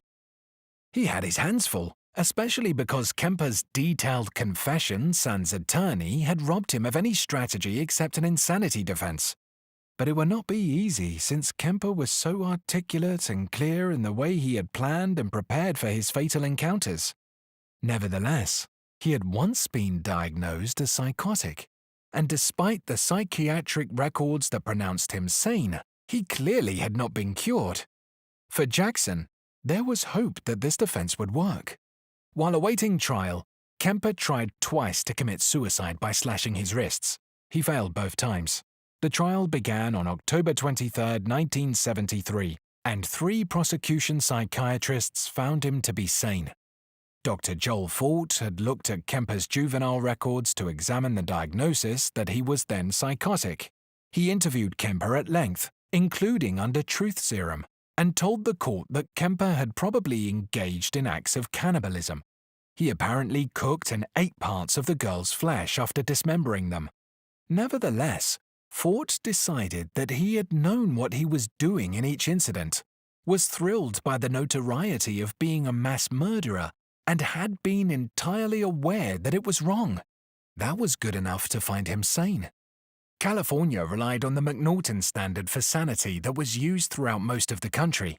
According to the wording, this standard held that the defendant might be found insane if, by reason of a disease or defect, he did not know what he was doing was wrong. Kemper clearly did know that his acts of murder were wrong. He had also shown clear evidence of premeditation and planning. One defense psychiatrist was willing to testify to insanity based on the product standard, which allows someone to say that the crime is the product of a diseased mind. A subtle difference, but that was not within the state's definition. Kemper's younger sister described the strange acts she had seen her brother do, trying hard to show that he was abnormal, while Jackson fought valiantly through cross-examination to get the prosecution's experts to admit that many of the things Kemper had done with the victims were clearly aberrant. They did, but generally stuck with their original evaluation. They also questioned the Atascadero staff's diagnosis of Kemper when he was 15. Having a lively fantasy world was not necessarily psychotic. Kemper himself took the stand on November 1st. What the jury thought of this man who had so easily killed is not on record. They had heard large portions of his detailed confession and already knew what he had to say for himself. He discussed what he knew about his mental state and tried to convince the jury that his need to possess a woman and his acts of necrophilia were clear indications of an unstable state of mind. He had already told his interrogators that he'd felt remorse and that he'd taken to drinking more and more to relieve the pressure. But he had also described the sexual thrill he had achieved from removing someone's head and had said that killing was a narcotic to him.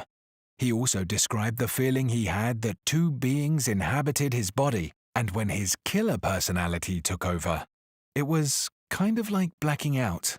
He indicated that the same thing had happened when he shot his grandmother. The trial lasted less than 3 weeks. How many of his outrageous admissions were actually true is anyone's guess. While Kemper had admitted to cannibalism during Dr. Fort's analysis, he recanted that later, claiming it was meant for an insanity defense. On November 8th, the 6-man, 6-woman jury deliberated for 5 hours, says Fraser, before finding Kemper sane and guilty of 8 counts of first-degree murder. Although Kemper hoped to receive the death penalty, he was convicted during a time when the Supreme Court had placed a moratorium on capital punishment, and all death sentences were commuted to life imprisonment. The death penalty became applicable only to crimes committed after January 1, 1974. Everett says that the judge asked him what he thought his punishment should be. It wasn't difficult for him to come up with something, as he'd been thinking about this moment since childhood. He told the judge that he believed he ought to be tortured to death. No such luck. Instead, he was sentenced to life imprisonment, sent first to the California Medical Facility State Prison at Vacaville, north of San Francisco for observation, writes Cheney. He ended up at the maximum security prison at Folsom. At one point, he requested psychosurgery, which involved inserting a probe into his brain to kill brain tissue and potentially cure him of his compulsive sexual aggression.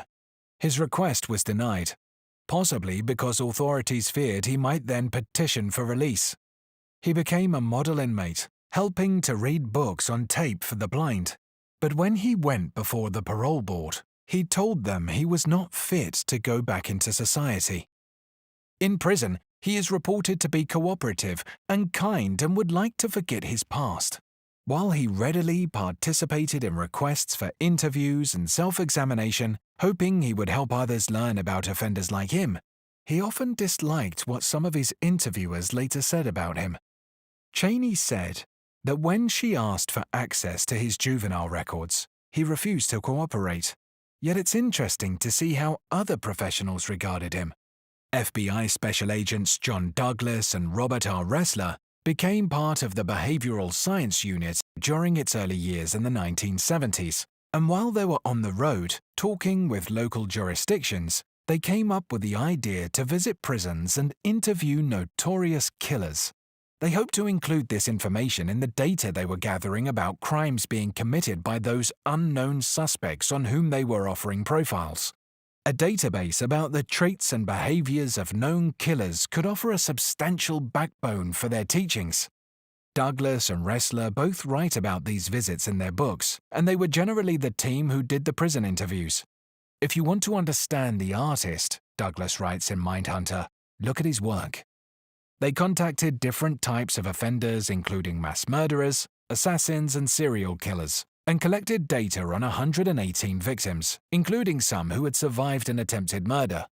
The goal was to gather information about how the murders were planned and committed, what the killers did and thought about afterward, what kinds of fantasies they had, and what they did before the next incident.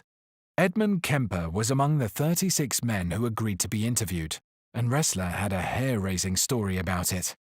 Kemper has told private correspondents who related it to this author that he sneers at these tales that a psychiatrist who visited him tells the same story in some attempt to make it seem as if these interviews were truly dangerous. On the other hand, he may well have done this with several people simply because he enjoyed playing this trick. Cheney relates a similar story about a female correspondent who may have reminded Kemper of Sarah Hallett. Ressler, who includes a photo of himself posing with Kemper, says that at the end of his third interview at Vacaville Prison, Kemper made his move. In 2 previous visits, Ressler says that he was accompanied by someone else, but this time, he thought he had achieved a rapport with Kemper, so he ventured in alone. They ended up in a small locked cell near death row for 4 hours. Ressler finally used a button to summon a guard, but no one came. He continued to talk and press the button, and still no one came. He says that Kemper was sensitive to his psyche, and he believed that he must have appeared apprehensive. for he claimed that Kemper told him to relax and then said, "If I went apeshit in here, you'd be in a lot of trouble, wouldn't you? I could screw your head off and place it on the table to greet the guard." Ressler mentally sparred with him, trying to buy time and hoping to give the impression that he had a way to defend himself. Eventually, the guard came, and Kemper said that he had merely been kidding. But Ressler never again went alone to an interview with him. Douglas, too, describes an encounter in Mindhunter, indicating that he and Ressler did several prison interviews over the years with Kemper, and he offers quite a bit of detailed information about Kemper, having found him to be among the brightest prison inmates he'd ever interviewed. Douglas offers a detailed impression of Kemper. Indeed, he was surprised that Kemper had even agreed to talk with them. Douglas thought he was merely curious about them and their agenda. His first impression was that the killer was enormous. He could have easily broken any of us in two, but it was also clear that Kemper was well above average in intelligence, with a high degree of self-awareness. He apparently also liked to talk. Douglas indicates that Kemper spoke with them for several hours. Because they had researched his file in detail and knew about his crimes, he soon realized that they were aware when he was attempting to deceive them. Ultimately, he relaxed and talked openly. Kemper seemed distant and analytical to Douglas, and wasn't emotionally moved except when he referred to his mother's treatment of him. He believed that because he looked like his father, she hated him and used him as a target for her frustrations. He claimed that his mother made him sleep in a windowless basement because she was afraid he would molest his sister. In this dark place, he said, he allowed his hatred of women to fester and grow. His mother made him feel dangerous and shameful, so he killed the two family cats. As he grew up, his feelings only intensified, although he continued to live with his mother, the person he most hated. Because he had learned about the psychological assessment in such detail, he knew how to describe himself in the proper psychiatric jargon. He knew all the buzzwords, writes Douglas. What interested Douglas and Ressler most was the way in which Kemper saw what he was doing to people as a game.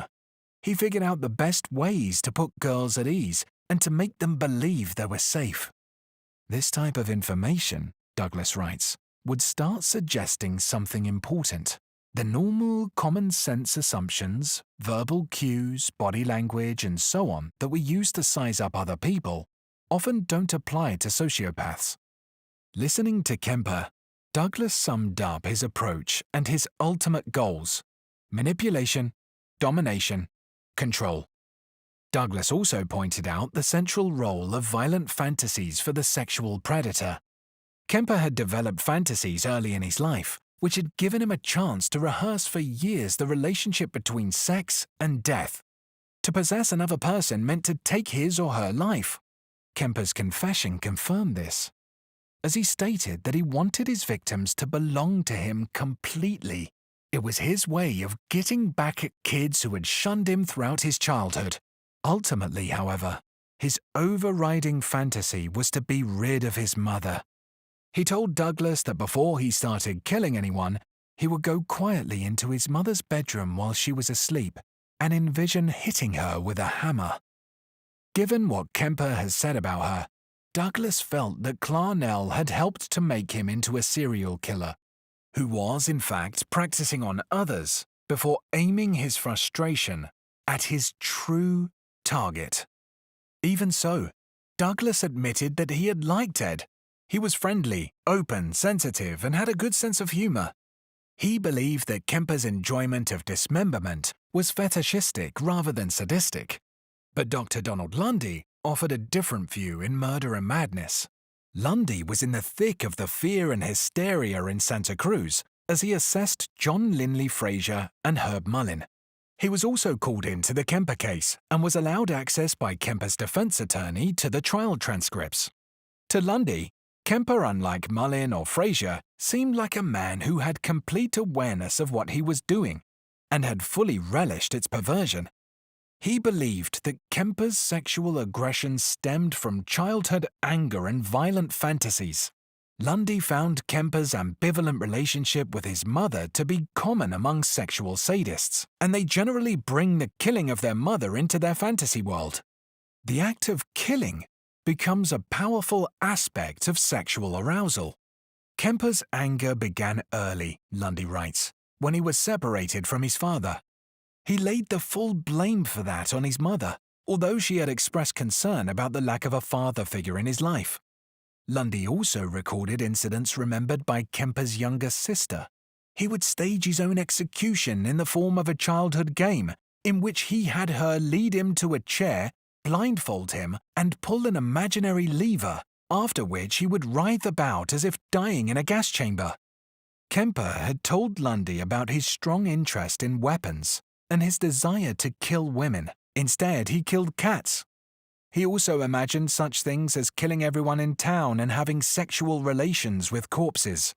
While he apparently longed for a relationship with a female, he felt so inadequate that he decided he could only engage in one form of activity with them: killing them.